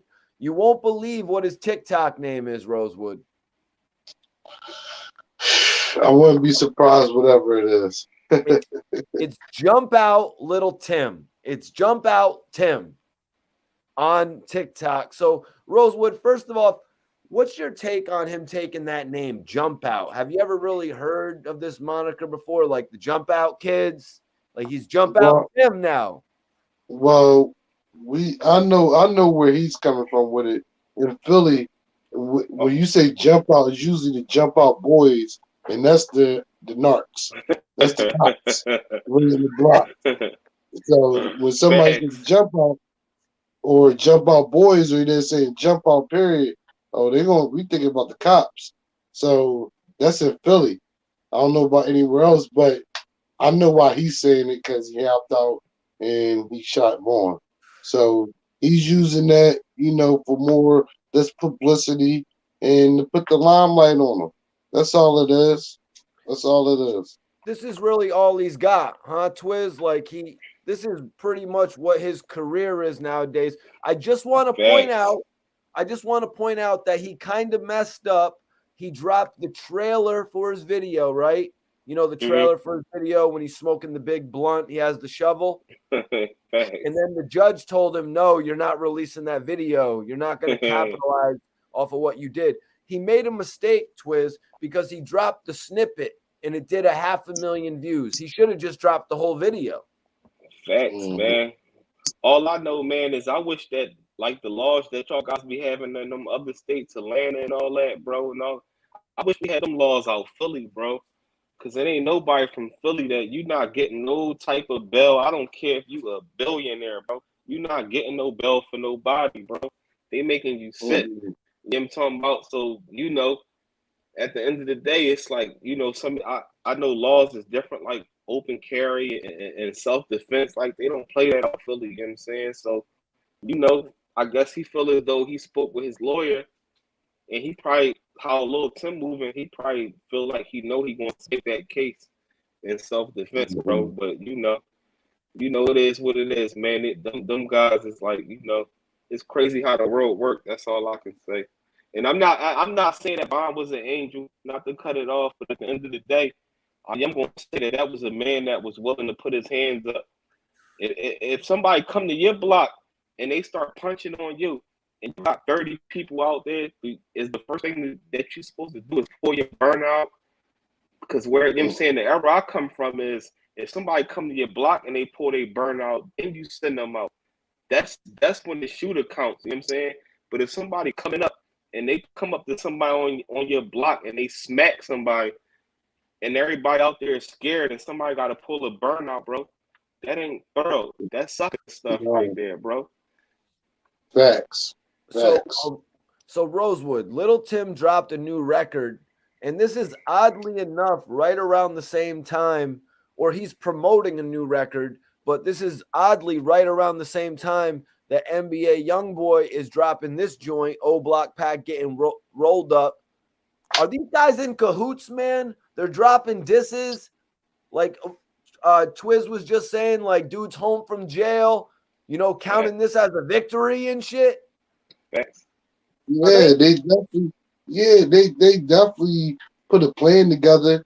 They definitely said, look, we a unit, we a team, and we're gonna push this agenda and we're gonna promote our music and our stuff just like this to get our stuff out there to the masses, and we're gonna spice it up, and they're looking at it like they're the winners. They're like, oh, all right, look, it mean like I'm out of jail, I say what I want, or they can say what they want, whatever. And it's just like, all right, look, I'm gonna back them. So it's they definitely using it as a marketing scheme, and it's just still at the end of the day, I just don't like it. I don't like it because it's promoting ignorance to the highest degree. So it's like when they come together and put that plan together, they know they're gonna make money off of it, but it takes away from your integrity as a person out here, man. Especially if you do got the young boys looking up to you, like NBA do. Like if you got the younger generation looking up to you, you're supposed to be setting some type of example, bro. I'm not gonna lie, Twiz, this is making me a little bit salty. You know what I mean? It's making me a little bit salty that, NBA YoungBoy is really gonna have any sort of dealings with this Lil Tim guy. I would much rather him treat it like the Mimo 600 situation, as if he didn't exist. But it seems like it's clear that they're all in cahoots right now to me, man. Yeah, definitely. Well, Quando is under YoungBoy. Like, YoungBoy's Quando old head, if that's safe to say. You know what I'm talking about? Like, young NBA YoungBoy is like Quando ticket out of his situation. So at the end of the day, we know what Chicago with Durk and all them was going through with YoungBoy. So it's like you got somebody like Quando that's under you, and then Quando, young boy, his you know what I'm saying, his brother or whatever, got rid of a person you had an issue with. So, I don't expect less or more from NBA YoungBoy. It's just the unfortunate situation. It's like, bro, like, Right.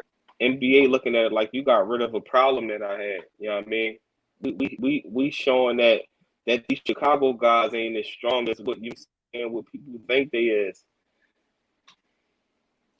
Well, that group of Chicago guys, I don't say that group. Facts. They basically teamed up. Because, like I said, when I started seeing the videos with Fredo Bang, I'm like, oh, it's on. For real, Well, they for real. young Facts. boy Rosewood. We all watched them dudes get on, literally when they were supposed to be moving out of their parents' house. That's what was interesting about them. You know what I mean? They was literally still trying to find their way, like what they was gonna do after high school and type shit like that. You know what I mean? But Facts. But when do you mature and grow and show growth and development, Mikey T? When do you, as an artist and as a person, show growth and development? some of them have, Well, like No, Chief, definitely. Chief Keef No, moving to California, facts. Little Durk But I'm getting saying like married. I'm saying like out of them though. You're right. You're absolutely well, right, Mikey T. You're definitely well, artists that did it. that's What's up, the Twin? problem. That's the problem with the state of music right now. And that's why, like I said earlier, ain't nobody siding with Chicago, Dirk, and none of them, or going against Ron. You know what I'm saying, Quando, Rondo. But the fact is that the state of hip hop and the state of streets these days is people be cold suckers, bro. Like the quickest thing they do is can shoot, and 92% of the shooters, bro, they can't fight. That's why I respect guys like Vine. I respect guys like what's his name, Snap Dog. These guys that's willing to Snap put Dog hands up. Snap Dog, like you know what I'm saying, from from Detroit. Detroit. I respect these Right. type of guys because Rosewood, you know what I'm saying, we come from the era where it was like, bro, we would fight and shoot. We shoot won't be the last, you know what I'm saying, will be the less alternative, but we can throw hands Fighting too. Before we get into the song, because I want to read some of the lyrics from Lil Tim's song, as cringe as those lyrics are going to be. One of Lil Durk's associates, one of his first artists signed, actually, a guy by the name of Hypno Carlito. I don't know if y'all remember Hypno Carlito, one of Lil Durk's affiliates from way back in the day, but Academics actually posted up his Instagram post where he said, "What kills me about the fans is they confuse what's really gangsta. Von, real life, beat that boy's ass. No guns, Facts. just hands, Facts. and got shot from behind. Now, Mhm. now they smoking pack. I'd be Facts. embarrassed to show my face after getting beat like that." Facts. So that was Hypno Carlito's quote on the I whole agree. thing. I And 100% agree. And I was Fact. saying, like, I don't get why NBA YoungBoy is making the obvious, you know what I mean, connection with that other group. NBA YoungBoy isn't taking the Meek Mill route, I guess you could say, Twiz, because if this was Meek Mill's artist, Meek Mill would have dropped Quando Rondo's ass from Dream Chasers right away. Yeah, because would've. Meek. Facts. I mean, because it's different out Philly, man. Like, you know what I'm saying? Because one thing about Philly, bro, is it get busy in them streets, bro. Like we can check the like nobody we can talk 2020 and start off 2021. Bro, we got the highest homicide rate. You know what I'm saying? And these ain't the only years, but we don't gang banging nothing out here, bro. But at the end of the day, it's like we don't kill our rappers, bro. You would never hear about Right. somebody like Beans or Meek getting killed or something from you might hear arguments and back and forth, bro. Yeah, But people Or would. you were fighting. Nobody would have people ever might, think Beans would have got, into that fight with Tiffy Bay either. That was yeah, why but that shit was so shocking. but that was a fight. You know what I'm saying? We would never hear about Beans got shot 20 times out. You know what I'm saying? We not gonna hear that, bro. It's different. We keep it in the streets, bro. But it's different with other areas where it's like you got people from where they from and they killing their own rappers or where they from because this person ain't give them a feature or this person ain't do this or do that. You know what I mean? And it's a real unfortunate situation, bro. Like, you know what I mean? So it just depends on how you move and you know how you carry your situation, bro. It don't Right. make no sense. But Rosewood, what I was saying was that, you know, if Quando Rondo would have gotten to something like this, and then the obvious decline in popularity, I feel like a lot of labels would have left him high and dry. Not even just saying Meek, any record label, Any record label, because he didn't have NBA enough of a YoungBoy's not. catalog. He didn't have enough of a catalog or hits like that or time in the game for them to be like, yo, look, you didn't made us enough money or whatever. We gonna help you out. He's brand new. He was just getting his foot in the door, getting his feet wet. He was still green to the industry. So now that's why it still does seem weird that NBA being the artist and level of superstardom that he has will even align himself with them because he doesn't need them to sell records. So I don't. That's another thing that I definitely understand. I look at him as like a way bigger artist than them. You know, even though he signed them and all that, that's cool. But you don't have to jump in these situations. Yeah, it's kind of throwing me off like what Black Youngster did, you know, doing that whole Young Dolph campaign right after he passed. It's like it's just turning me off as a fan. It's like, come on, NBA YoungBoy, really? You're gonna get on this whole King Von thing when King Von's last words were that you guys really had no beef? Right. Facts, bro. Like, you know what I'm saying? Right. Everybody got issues in their own hood. You know what I'm saying? People got issues in their own hood, but it's just Mm-hmm. unfortunate because all this little smoking this and these rappers ready to kill each other, it stemmed from Chicago. So it's like, bro, it's like if you got somebody like Mayweather where he undefeated, and then somebody come up and punch on Mayweather and drop him, it's like we defeated Mayweather. So that's how it is when you know these guys be going at it with like Chicago guys because they started a wave that it don't matter if you want to accept it, like it, you know what I'm saying?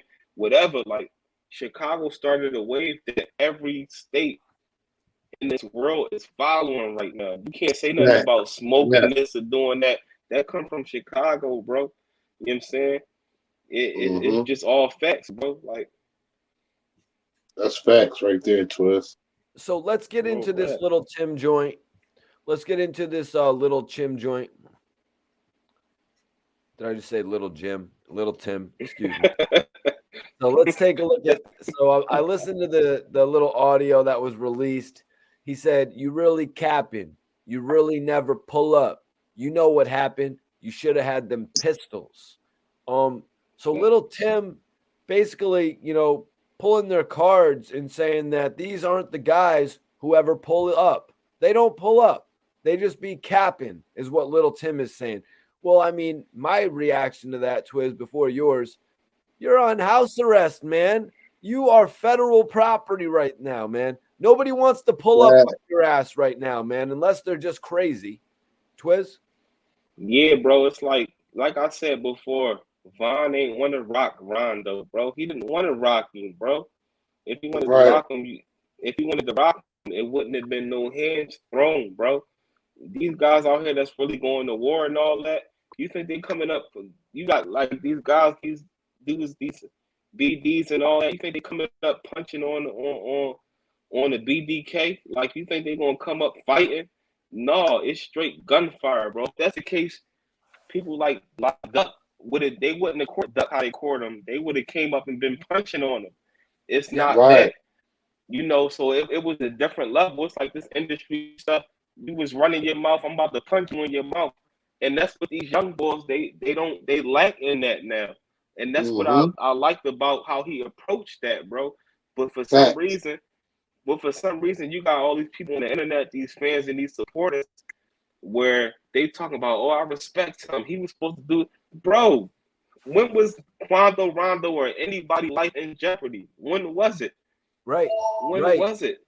That's why, Twiz, I think Quando, I'm not sure if Quando really could have had this conversation with him or not, but at the end he says here, you should have had them pistols. But like you're saying, Twiz, that is not where their head was at.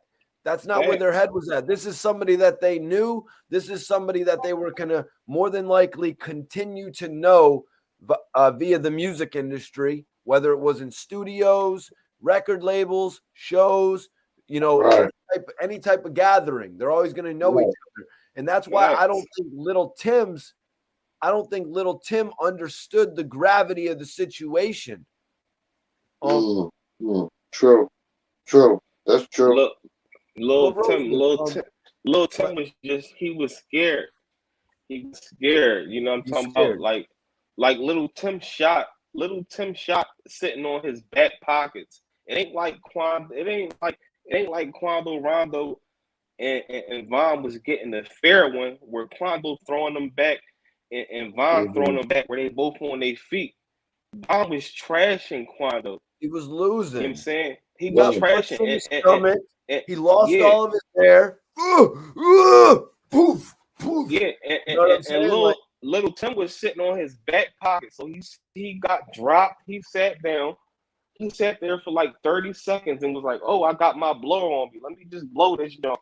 To the okay. point where he's blowing it, and yeah, man is right on him, bro. Like, where did that come from, bro? Like, Right. I'll be You damned, can bro. even potentially You hit your homie.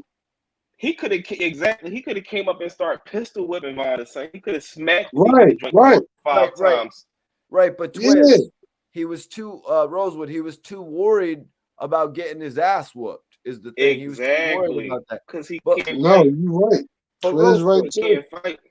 so this No, guy you're right. says, so Little Tim, who's I guess this is your starter kit rap right here, but he says you really capping, you really never pull up. Why would he rap that when it was evident that King Von and all of his homies they really pulled up that day? So why would he even rap that lyric, Rosewood?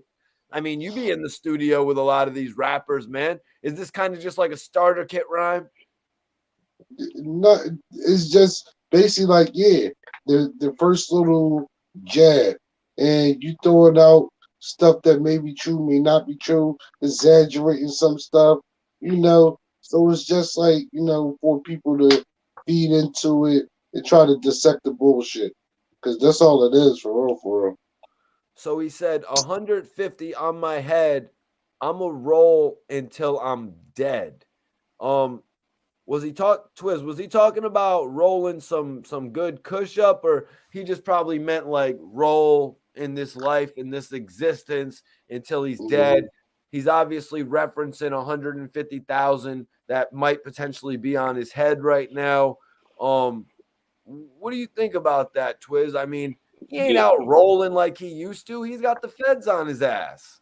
yeah, but that's just all part of entertainment because we know what happened at Right, the end of the day. So it's like right. that's like saying I'm rocking till I'm in the grave. You know what I mean? Part of entertainment. Hmm. And all these guys be sick when they get hit with football numbers, and then they turn to civilized young men. Then when you in there and you ain't got your burner with you, and that OG that been in there 40 years is telling you to wash his drawers. You know what I mean? And you know you can't fight. You know what I'm talking about, bro? So it's like, you Hmm. know, you know what I'm saying? It is what it is. Will it change? No. You know what I'm saying? Should it change? Absolutely, man. It's unfortunate. Y'all supposed to be Yeah, getting money. It's nothing wrong with a fight, bro. It's nothing wrong with taking the L. You can't beat everybody. You know what I mean? Yeah, But yeah. if it's not over nobody that you know what I'm saying, somebody burnt you for some money, you felt like you had to get rid of them, or nobody took one of your family members or something like that, it don't really it shouldn't lead to that, bro. And that's right, why I side with Von on that. And at the end of the day, Von not here no more. We not getting no credibility for that. It ain't like Von going to tap in like, yeah, y'all held it down for me. But we just speaking from a sincerity, bro, where that was a sucker move, bro. If you from the streets or mm, you really was in the streets, that's a sucker move, bro. Yeah, and please don't hit us with the bias shit. We really got this stream started by answering a Facts. question about feeling bad for Quando Rondo. We Facts. discussed how negatively this affected his career. You know, just Facts. because, and I want to put this out there, just because this is doing major numbers and publicity for Little Tim, that publicity that Little Tim is getting from this is nothing compared to what Quando Rondo had and lost.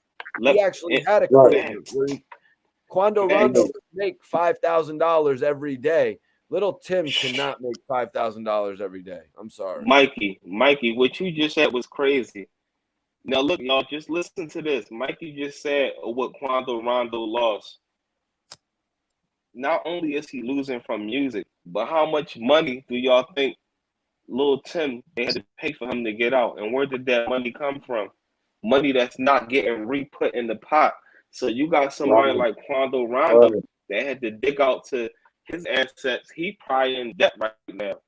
You know what I mean? Mhm. He probably in debt right now. And And even worse, Twiz, he's in debt that he thought he was going to easily be able to dig himself out of. He thought the money was going to exactly, keep rolling in.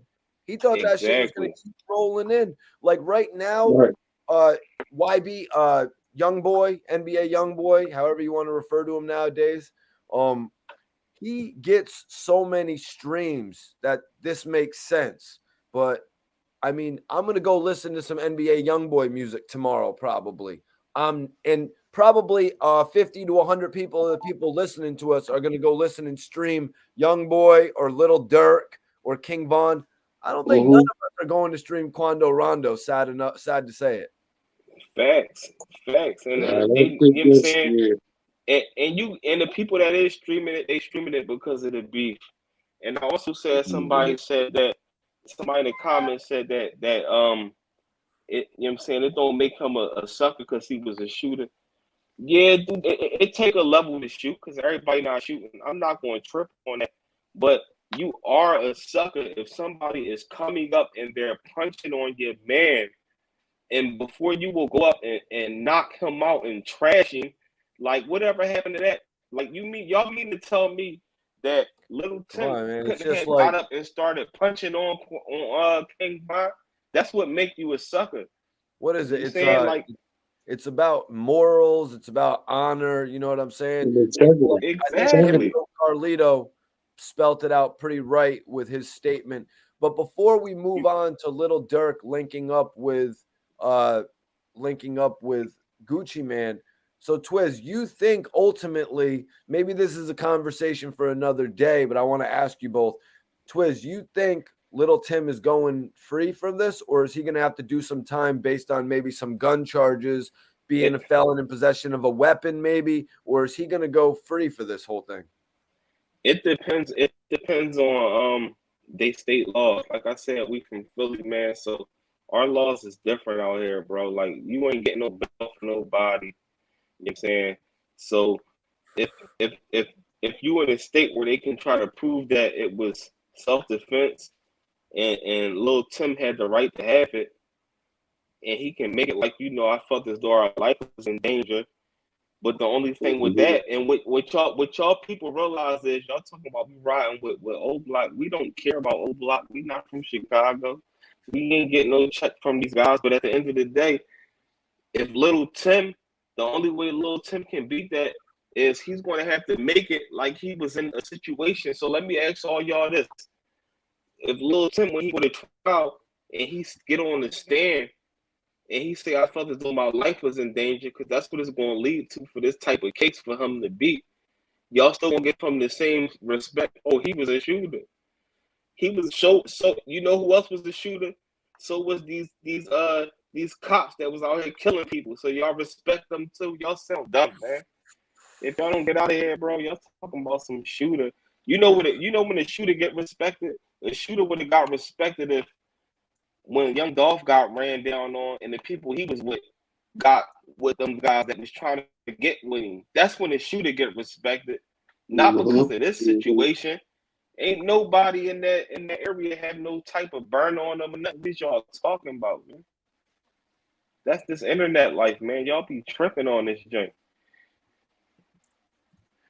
Yeah, so I mean, I don't really know what's going to happen. I know that AR Rab actually had a case where he went for defending, but that wasn't a situation like where there was 30 people there, I don't imagine. Um, I think that's going to Free work in ad. their favor. I think that's going to work in their favor Yeah, to a certain degree, but we'll have to wait and see what Definitely. happens, man. Like I said, yeah. Anything can happen with that because, like Twiz said, the state laws. Georgia, I think had a Facts. state ground law, and I think his defense is going to be running with that. You know, basically, life Facts. was in danger and all that, and really go through the law and really try to get him off. But it can go either way. Even if you get him off for the murder, he can have other The, charges. Yeah, so the we don't know.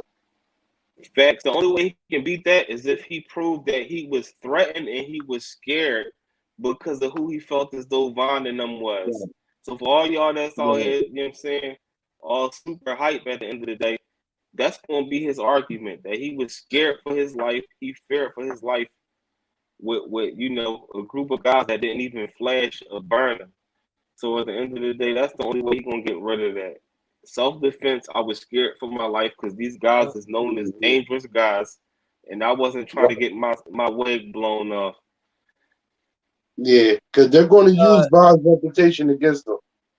I mean, in Facts. all reality, I mean, I did an interview with Ab, and Ab was talking about Meek Mill getting on the stand and, telling the judge that he wasn't a gangster and all that type of shit. But much different But but situation here. because Obviously. he was speaking on the behalf of himself. He wasn't speaking Right. on nobody else's situation. Right. If you getting on, he a celebrity, so he got on for himself to be like, you know what, it ain't that. You know what I'm saying? But no, it's a whole different situation with what Little Tim involved Facts. himself in compared to Meek Mill, who was going to jail for like dirty urines and shit like Oh that. yeah, that's way different. It's way different. You know what I Yeah, mean? they try to crucify you out Philly, man. Yeah. Our system is nasty, Commonwealth, bro. Like you Commonwealth you don't got play. you got kids 13, 12 years old that then did things where their life was might have really been in danger, and they don't be trying to Mhm. hear that out here, bro. You being So left Right. in guys, jail for the rest of your life. so y'all, it's 2022. 2022, Twiz has his red cup out. Is Facts. this going to be the year for Little Durk and OTF? That is the question. That is the question. Little Durk is already hard at work right now, you guys. Um, Rosewood, do you think that this beef with NBA YoungBoy is going to hinder Little Durk's career, man? He already has responded, uh, subliminally calling him a bitch. I can only imagine how enraged some of the NBA YoungBoy fans are. All the NBA YoungBoy fans are smoking on O Block Pack. Whatever you're rolling up right now, if you're an NBA YoungBoy fan, it is O Block Pack. So, Facts. Rosewood, is this going to hinder Dirk's career at all, man, who's coming off a major album with Little Baby? No, I don't think it's going to hinder Dirk's career at all. And the thing is, unfortunately, stuff like this tends to help artists' careers sometimes. It gives them that battery. Dirk might have, this was like, all right, I got this out, trying to push it. Now you give him a battery in his back to go even harder and to put out brand new music. So, stuff like this, I definitely don't think it's going to hinder his career. And he's too much a big of an artist, for them that's to try to take him down with just that. So now, as far as the rest of OTF, that's a different story because now you're dealing with Facts. other artists and they have to stay consistent and bring out good music and also, stay alive and free. Unfortunately, in Chicago or whatever, it's real deep out there with that. A lot of the rappers are still in the hood or in their hoods and they have a high probability of getting shot or getting killed. So that's another thing with OTF is can they sustain them being together and can they put out quality music where they can become their own entity Right. besides them. Yeah, and can Little Dirk rebuild another star like they had with King Von? I do see Facts. him putting the spotlight on other artists. But I think it's more about Lil Durk continuing to expand himself as an artist to get OTF an actual label deal. OTF and Lil Durk are at the point where they're doing all these stadium type shows almost right now, where I think Mm-hmm. Lil Durk is reaching such a new variety of fan, which is why I think it doesn't help him to go out there and let the people know he's beefing, which is why I think he sent that message out subliminally as well. We all have somebody that we want to call a bitch. You know what I mean? Everybody out there can relate with that, but you don't want to like turn the fans off, like how I said NBA YoungBoy is doing by aligning himself with Quando. But Lil Durk has done something smart, man. Durk has traveled out to Atlanta to work with the big guy from the city, and I'm talking about Big Guwap. But first of all, before we get to that, Twiz, I want to ask you, what do you make of Lil Durk going out to ATL, where we lost King Von? I mean, that's just to show, like, bro, your big homie. We got your big homie. Like, Gucci is the big homie of Atlanta, bro. You know what I mean? That was a statement proof. Like, let me see you pull up on your big homie from where you from. Because you damn sure can't pull up on your big homie that we look at from where, you know what I'm saying, where we from. So it was like, right now they ping pong and it's the back and forth stuff, man. You know what I mean? It's the ping pong situation, brother. So yeah, man, it's kind of crazy, because I watched Lil Durk from a young age, I guess, coming to the clubs in Miami with his own record. This ain't what you want. You know what I mean? Working it from Mansion to Dream to Cameo, working at all those clubs, man. And now Lil Durk has pulled up on Gucci Man, and they did a record, and I'm not sure whose record they're filming the video for, but they probably have multiple joints. Rosewood, what do you make of this connection, man? It seems like the right time for Durk and Gucci Man. I mean, it definitely is. And I'm always going to say this, the controversy sells. So, Dirk already had the connection in Atlanta any old way. Before this happened, Whitborn and all that, he had a connection in Atlanta. So him linking up with Guwap, is definitely timing is everything and nothing. So this is definitely perfect timing. And with everything that's going on, he's definitely aligning himself with, another major figure in the industry, that's, going to have his back and vice versa. Yeah. Miss J points out Durk is also doing something with 50 Cent and possibly Jay-Z, so he is moving right. Yeah, he's working with major artists in the game. He had something pop up with 50. I wasn't sure what that was from. Was it from Power or something? I'm not sure, but I'm not sure. It might be from one of the shows, though. Yep, that's awesome. But yeah, just to see him, moving up and elevating, because at one point, I want to talk about it a little bit. Gucci usually gets the artist before they blow up, before we really know of them, the Rich Homie Quans, the Futures, you know what I mean? He goes and gets these guys and really Young Thug, you know what I'm saying? Young Scooter. But right now, Lil Durk is kind of nearing the peak of his career. So I think it's really going to benefit him and Gucci Man both to the max, Twiz. Facts, you know what I'm saying? You know what I'm saying? They can definitely pull something nice out of that. And I feel like I see a lot of people saying NBA YoungBoy is a bigger artist than Durk. I don't know how the streams and the downloads, like I don't be involved in all of that. But me myself, I feel like, Durk is a better rounded artist because from what I heard saying from NBA YoungBoy, all his music is based around the same things, bro. Like I can't like Durk can do some street stuff and he could do a joint with a female where the females love it. You know what I'm saying? When he be on there, you know what I'm saying?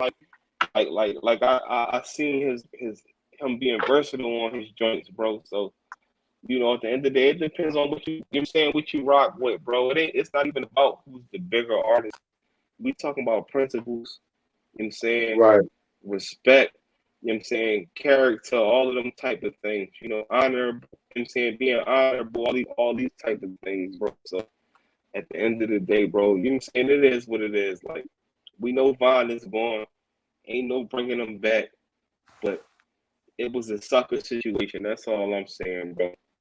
That was Right. the whole joint was that, you know what I'm saying, it wasn't necessary, bro. I'm sorry, y'all all getting money allegedly. You know what I'm saying? Why should it even lead to that? Right. Yo, Twiz, try to log back out and log back in, bro. All right, cool. Turn your All right, internet on, or if it's all already right. on. I'm gonna connect it to the Wi-Fi. All right, man. Yeah, got to get Twiz to fix that up real quick. Oh my God, glitch. YB got rock music. We're actually going to touch on that in just a second. So this joint, Gucci Man and Lil Durk, I was going to say, Rosewood, I think Gucci Man could really use one of them melodic Lil Durk hooks right now. Yeah, not even right now. I think it'll be dope. You know what they're gonna be blowing up to see what they come out with. You know what the finished product is, and the rollout and the promotion of how they going. You know, do what they trying to do. I think Dirk and Gucci Man is gonna be real interesting right now. You know, with both of them putting stuff together and them bringing OTF members on, and then Gucci bringing 1017 artists on with it and giving other brothers a chance to shine and show their talents outside of them. So it's gonna be dope. It's definitely gonna be dope. I'm fucking with that, man. Yeah, man. Gucci Man and Lil Durk, they looked fresh together to say the least. And like I said, Gucci has always paired himself with the hottest talent. First of all, what do you see coming from these two, Rosewood? Could it be more than just a track? Could we get an album out of these two? What do you think? Hmm. It's definitely gonna be a few tracks. It's definitely gonna be a few tracks. How many get released from them depends on the feedback and how good they sell. And if I think those singles that they put out, if they can form something, we possibly could get an album from Gucci Man and Lil Durk in it. It would be like an old head with the young boy, and showing you the older guy with the younger guy, bringing that together, picture it like that. But I think those first songs that come out is depends on the success of those songs and to show what we will get in the future from them as far as projects, maybe mixtapes, albums, EPs, whatever it might be from them. But those first few songs, I don't know how many we're gonna have from them, but it all depends on the success of the first few ones. And if it's great, then we're gonna get some more. If those are great, we're gonna get projects. Yeah, it's interesting to see Gucci Man and Dirk together, especially right after, Little Baby did the album with, Little Dirk. Rosewood, do you think possibly Gucci Man saw that and was like, yo, I got to go work with the young boy? That could possibly be one of the things, and it possibly they might have had wanted to been do that. They probably didn't have the time. Gucci probably had things going on pushing. They're probably pushing the OTF and dealing with stuff with Vaughn. Really didn't have the time to link. So now it's like, all right, boom, I got some time on my hands to do it. Gucci said the same thing. Let's get together. So it can be one or the other. It could be one or the other. It could be both. But it's definitely a good thing, and I think they're gonna make some dope music, yo. That they're really gonna make some dope music. And another thing I wanted to ask Twiz, like, why do you think Gucci Man actually paired himself with Little Durk, amidst all this beef? Because now it's like all over the internet, he's going over to Atlanta, working with Durk, but the NBA YoungBoy smoking on O Block record, the smoking on O Block pack is out now, man. So why do you think Gucci Man like put himself out there to work with Durk at this point in time? Me myself, I feel like Gucci, he big bro. You know what I'm saying? Ain't no, you know what I'm saying, question of what he did and what he did for the game. But Mm-hmm. I also feel like he's just trying to send a message like it ain't that serious, bro. This ain't no Atlanta versus Chicago and none of that, bro. Like, he understand that you know, everything that he doing, he move and how he move, it means a lot to the culture and everything. So it's like, you know, showing people at the end of the day, bro, like it's not that serious. We can network together. And most importantly, I feel like 9 times out of 10, him and Dirk been had a relationship. So it's like ain't nothing changed, bro. You know, I don't think Gucci is the type of person you can just pull up on, period. You know what I'm saying? If you ain't already had no relationship with him. Rosewood, actually, Gucci Man's relationship with these Chicago MCs goes probably back to what, 2014, 2015, when he had linked with Chief Keef. Do you remember, Yeah, Rosewood, when the rumblings were that Chief Keef was actually going to sign to 1017? So, yeah, like Twiz was definitely saying, remember that. you guys have been messing with each other for a number of years. Do you think that old relationship with Chief Keef made Gucci Man say, "Yo, man, it's about time I work with Dirk"? Well, I think he got a relationship with Keith, and I think he got a relationship with Dirk. You know, and it's just the Chicago Atlanta connection. You know, and like I said before, that's why I go leaning on to the side that maybe they were already planning these songs or planning these projects. They just didn't have the time, both of them.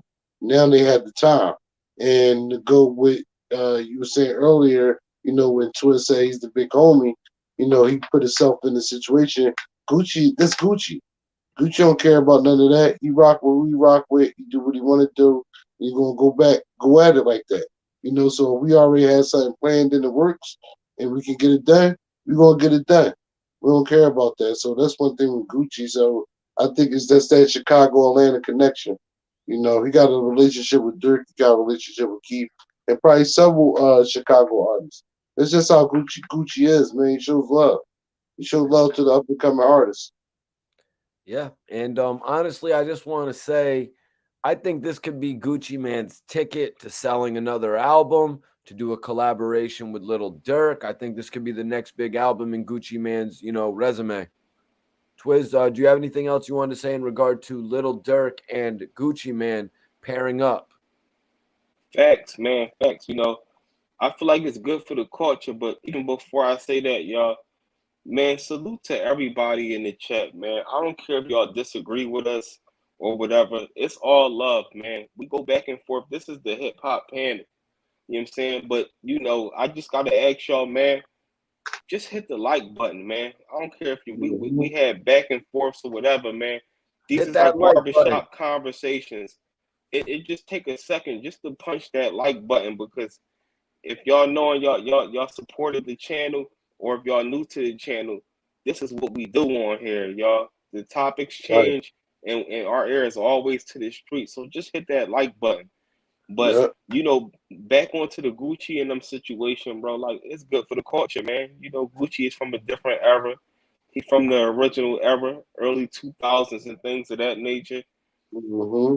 And we appreciate it. We appreciate it, man. Much love and respect to everybody in the chat. I don't care what your feedback Salute. was. You know, we Right. love all y'all. Salute We everybody to we check. sometimes we gotta understand to agree to disagree. But one thing I think that we can always agree on is it's a lot of senseless killing out here, and senseless killings out here, and that's the Yeah. topic that we was pretty much touching up on. But yeah, I think it's great for the culture, man. You know what I mean? Two different eras. We got Gucci from the early 2000s. We know what he been through. You know what I mean? He been blessed to come back out and help other artists, younger artists, and get it, you know, another chance at life, man. So yeah, it's great. You know what I'm saying? That's a good job. Yeah. And I Appreciate it, also, Trench baby. in Rosewood, let me ask you, man. Little Dirk going to link with Big Guwap, him being pretty much, the ambassador of Atlanta, you know, was it a political move? Was it like, yo, I got to make sure everybody knows that OTF is sturdy, OTF is good when it comes to Chicago? Was there any political, or do you think it's just based on the music, man? You're in management, man. What do you think, man? Is it based on the political nature of it, of how good it's making Little Dirk look right now, or do you think it's to sell a million records? I'm gonna say it's gonna be a little bit of both. You know how much each one, I don't really know. But yeah, there's always some type of political motivation on what they're doing. But it's definitely ultimately to sell records. At the end of the day, it's about selling records. That's the bottom line. The record labels want record sales so they can recoup the money that they gave them. So we know it's about selling records at the end of the day. And Twiz, so Chief Keef has come up. Miss J, please ask your question again in the chat. We're going to move on to some questions in a second. But Twiz, Rosewood, I want to ask you guys about Chief Keef. With NBA YoungBoy saying the shit about O Block Pack getting rolled up, you know, one of the first times we really heard about O Block, I guess, would be with Chief Keef, right, guys? First time I heard. So Yeah. is Chief Keef going to be responding to this, Twiz? Most No, definitely, or is he no, going to leave it alone? no. Chief Keef is in a different. He's in a different space. Chief Keef moving how he's supposed to be, and when Chief Keef was lit, when he was dropping, that's that I don't like when he was dropping them type of joints. Like nobody was playing with them guys at that time. You know, them guys was sliding Right. up on people Right. and they was sliding up on people and not even shooting them. You know what I'm talking about? I'm talking about whatever the situation was, applying pressure and this and that. We might have heard a few stories through the grapevine, but at the end of the day, you know, Chief Keef is at a different level. And I'm going to say, like I said on plenty of other streams, he moves smarter than a lot of guys that was really had allegedly been knee deep in the streets, bro. He got out at a perfect time. I don't care if he drop an Yeah. album. I don't care if he drop an album and it sells 60,000 in a week. He's financially stable. He got out his situation, and he don't gotta look over his shoulder. He moving properly. Facts.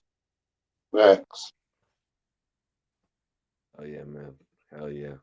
So Keep them set an example. do you see Big Chief facts. Keef? You see Chief Keef doing anything about this? Do you see him going to work with Lil Durk possibly to show that there's unity, Rosewood? We haven't really seen too much Ooh. from those guys. Now it could possibly be that could possibly be something that's in the works, but I don't think No it problem, will come man. out like around now. I Sorry to think interrupt. when this kind of dies down, we might get something like that. Cheap keeping dirt, bringing something together. Or you never know. You never know. You can get a song from them, to show the unity, like you said. you know. And, But Keith is and definitely an example of how you should get your money and move.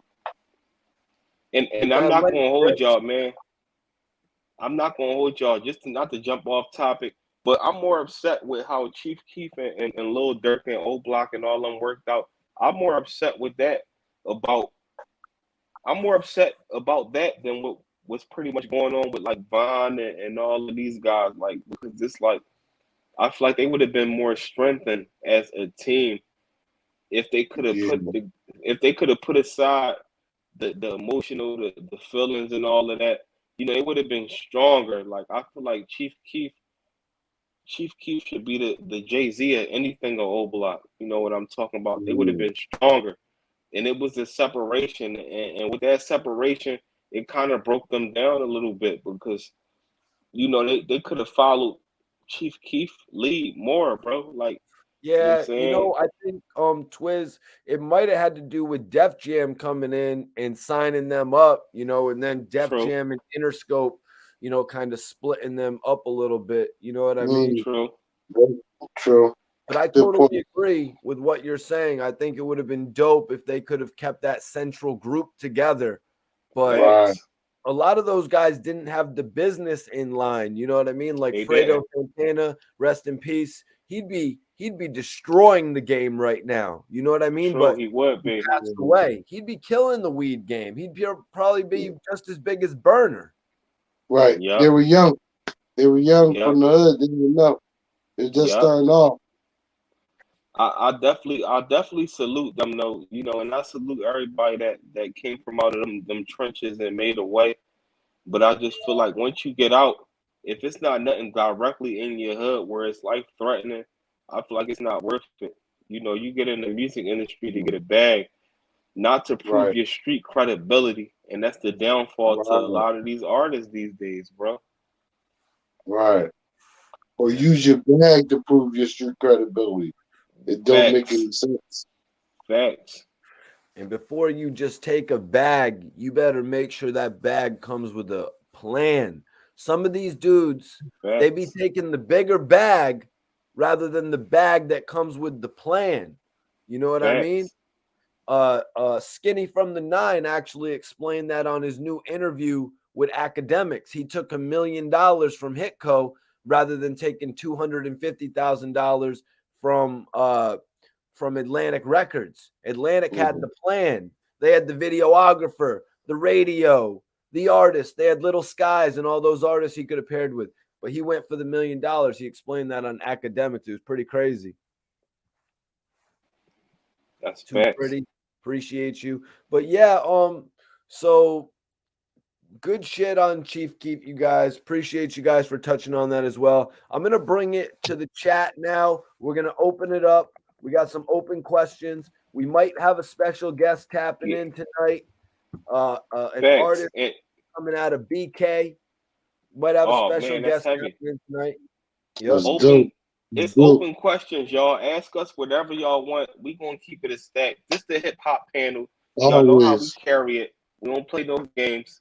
We keep it raw and uncut. So ask us whatever y'all want to ask us. We're not gonna be biased, and we're not gonna sugarcoat it. The Fact. topics Let's were go raw. to Philly over there. Facts. What type of bullshit does that bag come with too? Exactly. Who do you gotta pay? Absolutely. You know what I mean? Who do you Facts. gotta Right. you know, I've done interviews with artists that have talked about they had to give the dude who got him the deal 20%. 20% ends up being $250,000. You're literally paying Facts. somebody $250,000 to get you that deal in some cases. Facts. Mm-hmm. Salute Antonio too, bro. We seen you in the comments. Salute the Baltimore Facts. man. Salute. We see you, bro. Salute. I Salute. was Be I, more. I was booked with some solid Baltimore guys. We know how y'all carry it, man. Too pretty, Miss Kitty. So that's a female right there, Twiz. She reps for Easy E hard as well. She said, I was in jail the first time that I heard Keith. Yeah, Tell me, man. man, how is that going in jail? Like, when are you getting to listen to music? Is it from is there a group area with a boombox or something, or does everybody have their own Well, MP3s? I never owned an well, MP3. well. Last time I was in jail, I wasn't in jail since I came home in 2009, November to be precise. And at Okay, that so that time, is eh, that's a little bit before Chief Keef got his rise. That's about 3 years yeah, before the Finally Rich album dropped. facts. That was before that. But at the time when I was in there, we didn't have like now they be having tablets and all them type of things. So Mm-hmm. we just had the basic Walkman. You know what I mean? Where it was like Right. whatever jail you was at, whatever radio stations was playing, you was tuned in for that. But Right. if I was even in jail at that time and Chief Keef was lit, his joint would have been getting radio play. So it's like that. Like music connect with you more when you in jail than when you on the Do you have streets. You one? really be Do you have a song that you remember hearing for the first time in jail or not so much? not the first time. I mean, when I was in jail, bro, it was songs like blame it on the alcohol, blame it on the you know what I'm saying? You Yep. be you be hearing cold goons in there where they was like they'd be singing love songs like Rosewood. You remember what's her name? Rosewood, Golden Girl. They used to have the Golden Girl joint and all of that. And Yep. the come up show was real consistent. So it was Mm-hmm. like that where you be hearing cool goons, they be singing love songs on the gate in the middle of the night, 3 in the morning. So music hit different in jail, man. Demetrius says Tupac and Biggie didn't get a chance to see the mainstream of the internet, not even their catalogs. Rosewood, what do you think the Facts. mainstream of the internet would have done for records like Big Papa? Is that a record that would have just if anybody would have made Big Papa, they would have went viral on the internet. Hit them up, you know what I mean? Joints like this. What do you think the internet would have done for these records? Now, if it would be the internet with them on it, if they had the internet at the time, Pac would have probably sold 20 million. You know, it would have went crazy. It would have went crazy. That's the drama alone built up between the whole thing and the way the internet. You see the way the internet is now, how people are. It would have been crazy. They would have sold way more records. So they definitely missed out on the internet era, which is so unfortunate. And even I think even them past their prime, or even if they were still doing things great, they still would be capitalizing off the internet if they was here. I think both of them still would be Facts. capitalizing on the way. The Salute, same way Facts. Hove or anybody else is doing it. respect to Canada. Everybody, send your questions in right now. Salute to Facts. Canada. I I, see it I in the comments. Salute to Trenton. Did you have Trey something you want to Twiz, add what to up? that, Chris? yeah, I wanted to add to that, Mikey, and I also wanted to respond to Yardigan if that's cool. Yes, Yardigan says, why do you guys believe that Dirk is bigger than the king of YouTube for 4 years, NBA YoungBoy? Hey, bro, there's a big difference between the king of YouTube and Such a king creating of YouTube. shows, Voice of the and Fruits. there's, and selling two multiple platinum albums in a year. You know what I'm saying? If you Facts. can bring up some sales for me right now, bigger than the sales for Lil Durk and Little Baby from YoungBoy this year, then we can talk. But Bro, Twiz, the floor is yours, bro. I just gotta say, bro said the king of YouTube. You got children, family channels that hit more numbers than NBA YoungBoy, and we not knocking that, bro. I'm not sitting up here saying that NBA YoungBoy ain't hitting numbers. We not sitting up here with sheets documenting who sells what. We just talking about what music fits us more. You know what I'm saying? Individually. I'm not saying NBA YoungBoy is a great artist. I feel like NBA YoungBoy can be a great artist without all the drama, especially with his situation. You know what I Yeah, he mean? doesn't need the That's one drama. thing for sure. Two things for certain. But for the Pac and Biggie question, is that's really crazy. It's like it depends on how you look at it. Like Rosewood said, if the internet would have had started at the time of Pac and Big, then they would have been way bigger than what they was. But if Pac and Big was rappers in this day and time, they might not have been as big. They wouldn't not might have. If Pac and Big was out right now, they wouldn't be as big as they was at that time. You know what I mean? And it just shows you the time frames because like what's going on now is regular. Like what Pac and Big is going through is regular. We see it every day. So if they was like artists right now, it would be no different than Dolph, no different than Vine. It would be all a systematic situation. But what made them great is that years later, their names is still as heavy as all of these artists, bigger than all of these artists right now. They're gonna always be a topic for conspiracy theories and all of that.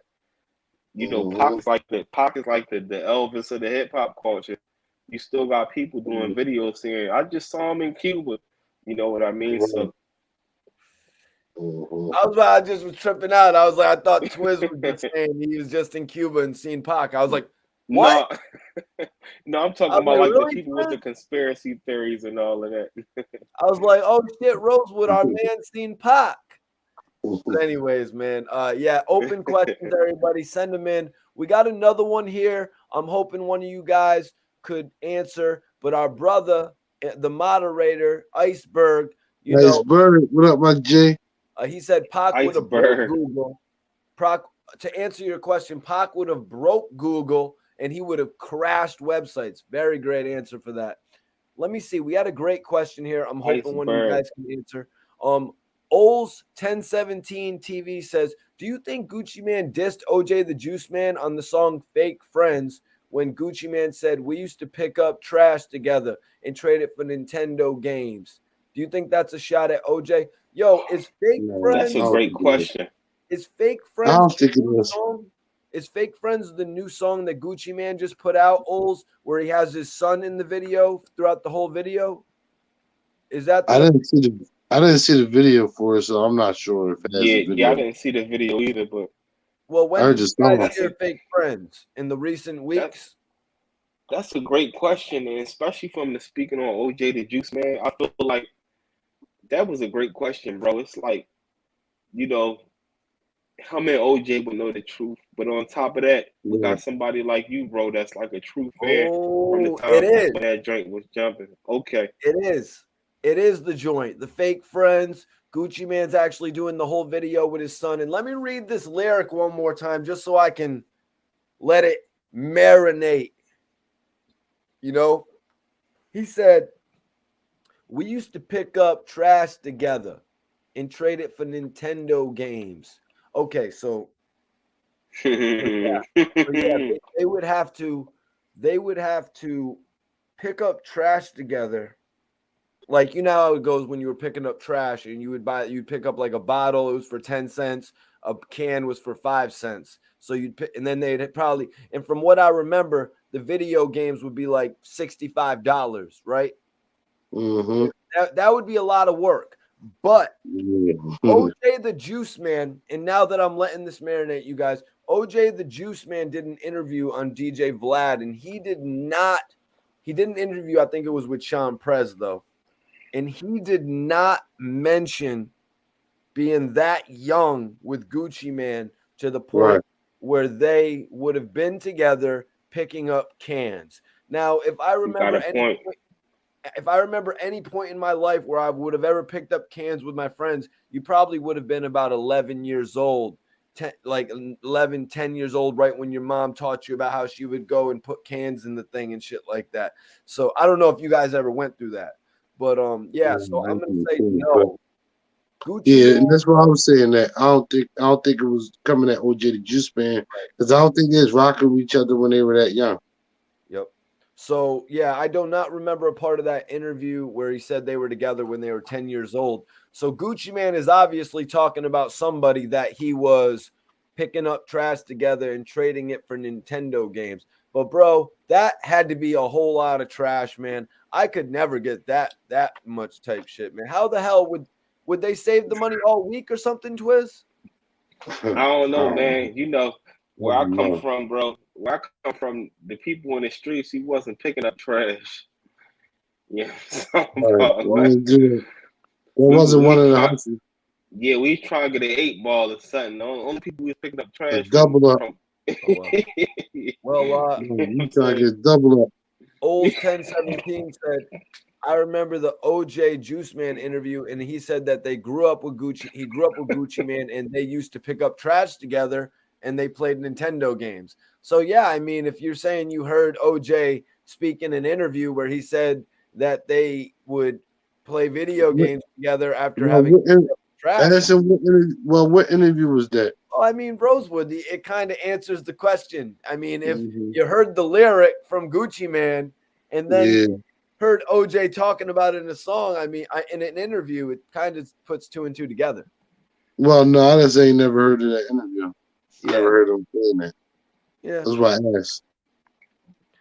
Yep. Pay $60 for the game, and then at GameStop, they give you $1.99 when you trade it in. There wasn't any GameStop back then. It was We it ain't had was no Funko. GameStop. It was Funko Land. Remember that joint, Right. Rosebud? Remember Funko Funko Land. Land? Yep, Funko At Land. least that's what it was Really out Philly. It GameStop. It was wasn't. It Funko wasn't Land back GameStop then. back then. Facts. Facts, Twist. Okay, guys, we got a good question right here, or a good statement that we need to answer. Y'all send in your good questions. Y'all make them good. Multiple choice is accepted. We'll do multiple choice, right, Rosewood? Yeah, my phone about to die, man. So I gotta check out with y'all, man. All right, I gotta Rosewood. keep Salute. things done, man. Honorable. I salute You know what y'all. I'm Salute saying? to Yo, I everybody in the appreciate chat, you man. tapping in, bro. You I'm right already know behind my you too. G. My joint looking crazy too. My battery already. You know what I'm saying? Rosewood made Listen, man. time Salute for to us. everybody in the chat, man. Salute to Report Card Radio. Y'all know what it is, man. Salute to my brother Bond Simmons. You know, salute to SV Twiz and Mikey T. Y'all know what Yes, it sir. is, man. Tap in, y'all. Salute, brother. Salute. So David says nobody wanted to be Biggie, only Pac. Accurate, Twiz?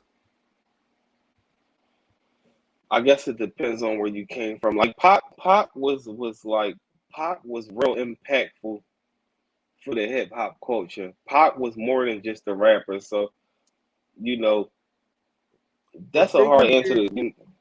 but Biggie did cool shit, Twiz. You know what I mean? Like I always say I like to smoke weed as a hobby cuz like Biggie said one of his favorite hobbies was smoking weed. Yeah, like Big correct real good, man. His voice was lit. You know what I'm saying? He had the perfect voice and you know what I'm saying, the big boy flow. But you know, Pac was deeper than the rapper. So that's a question that's hard to answer. It depends on what kind of fan you are. I know people that didn't like Pac, but they love Big, you know what I mean, because of how he rap. You know what I mean? Some people don't even put Pac in their top five. You know what I mean? So it depends on what type of hip hop fan you is. So a couple people responded to you where you would the Funko Land where you would trade in the Hmm. game. Electronic Boutique, which I remember. Do I you don't remember remember that joint. Electronic Boutique? I don't remember that out fully. The furthest game store I remember was Funko Land.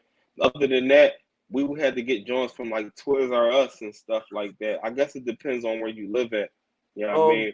Iceberg says Funko Land and KB Toy Stores. Word. I remember them Facts. spots. I remember KB.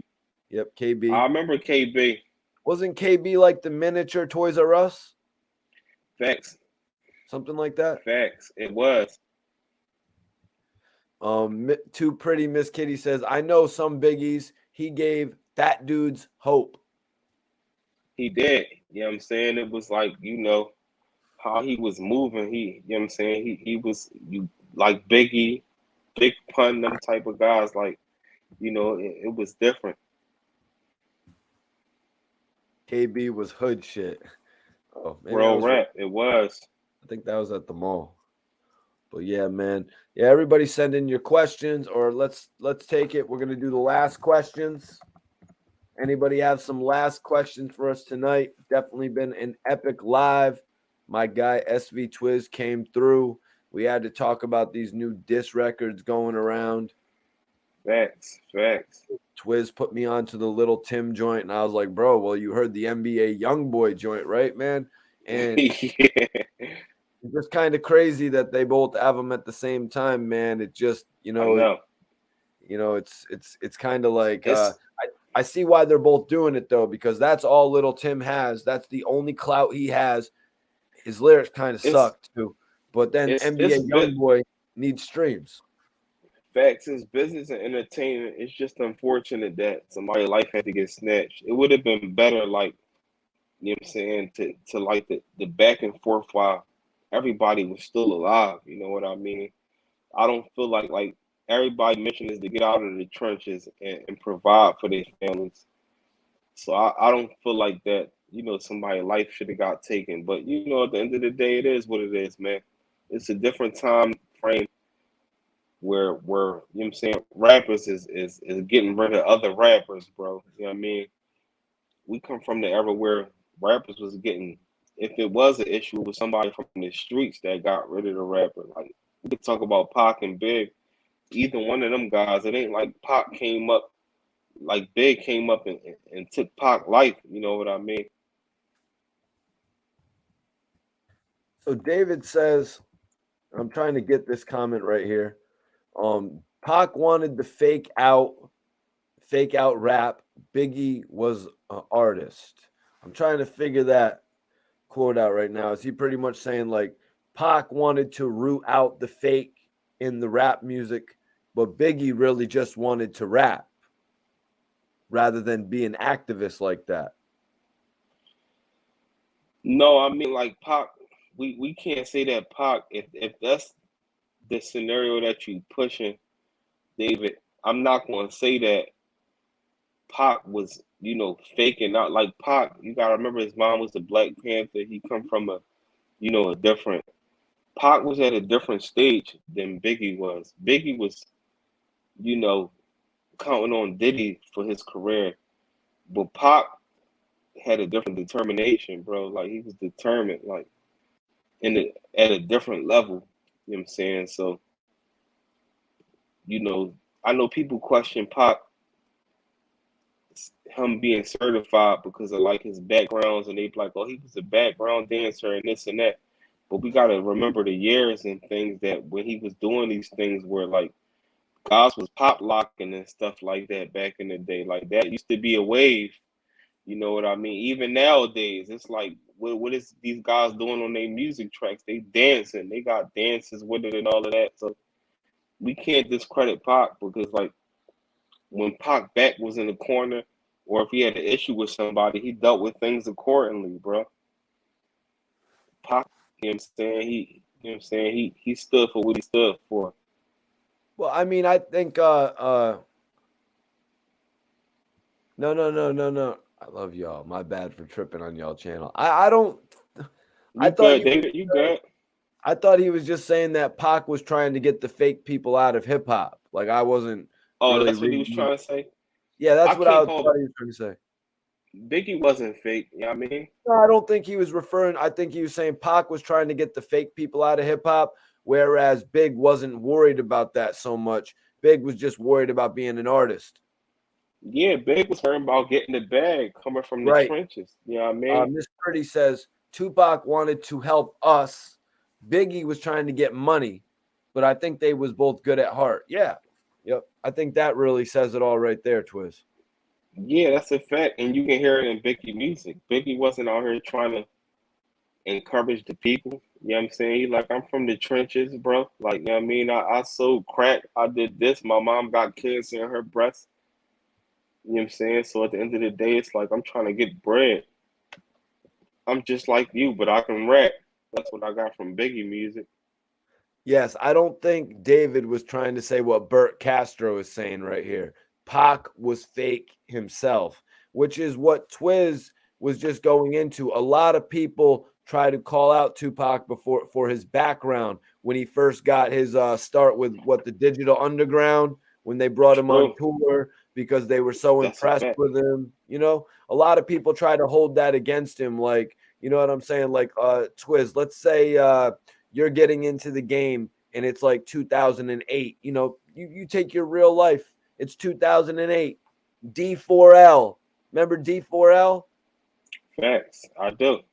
D4L gives you an opportunity to come on the road with them for 50 days while they're performing Laffy Taffy all over the United States. Are you turning that shit down? Or are you going out You're there and not. filming that shit? You're not. And it's all about like when you know you a star, you just looking for that opportunity to shine. And that's all Pac did. We can't discredit from him, man, at the end of the day. Pac was a revolutionary, bro. He did more in the little bit of time of his career and him dying in his 20s to him still being relevant to this day, where a lot of these rappers where their life getting lost, they're not gonna be relevant 15, 20 years from now. It's high speed now, bro.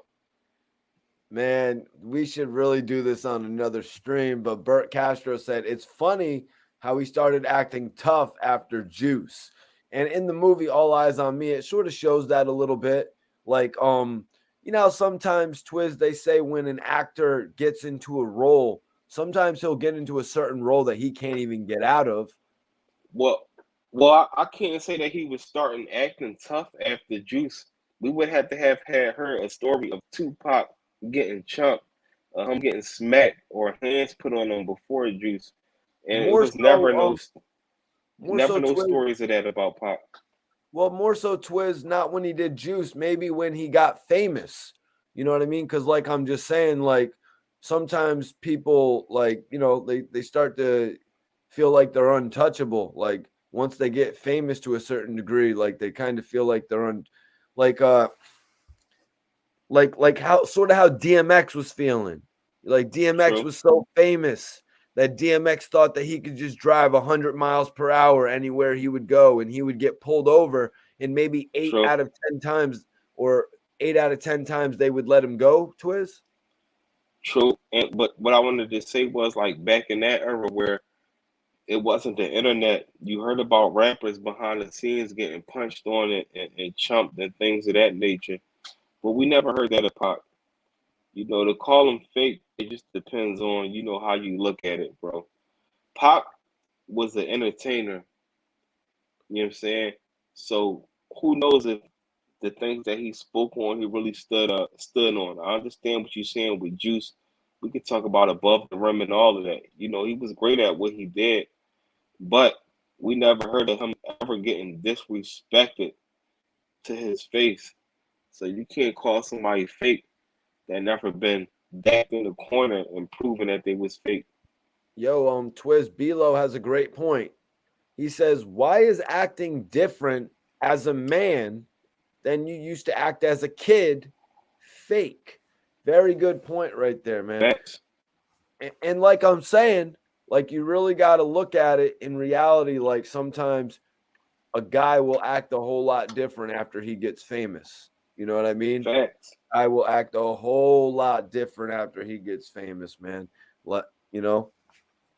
That's a fact. Biggie was supposed to sign with Thug Life.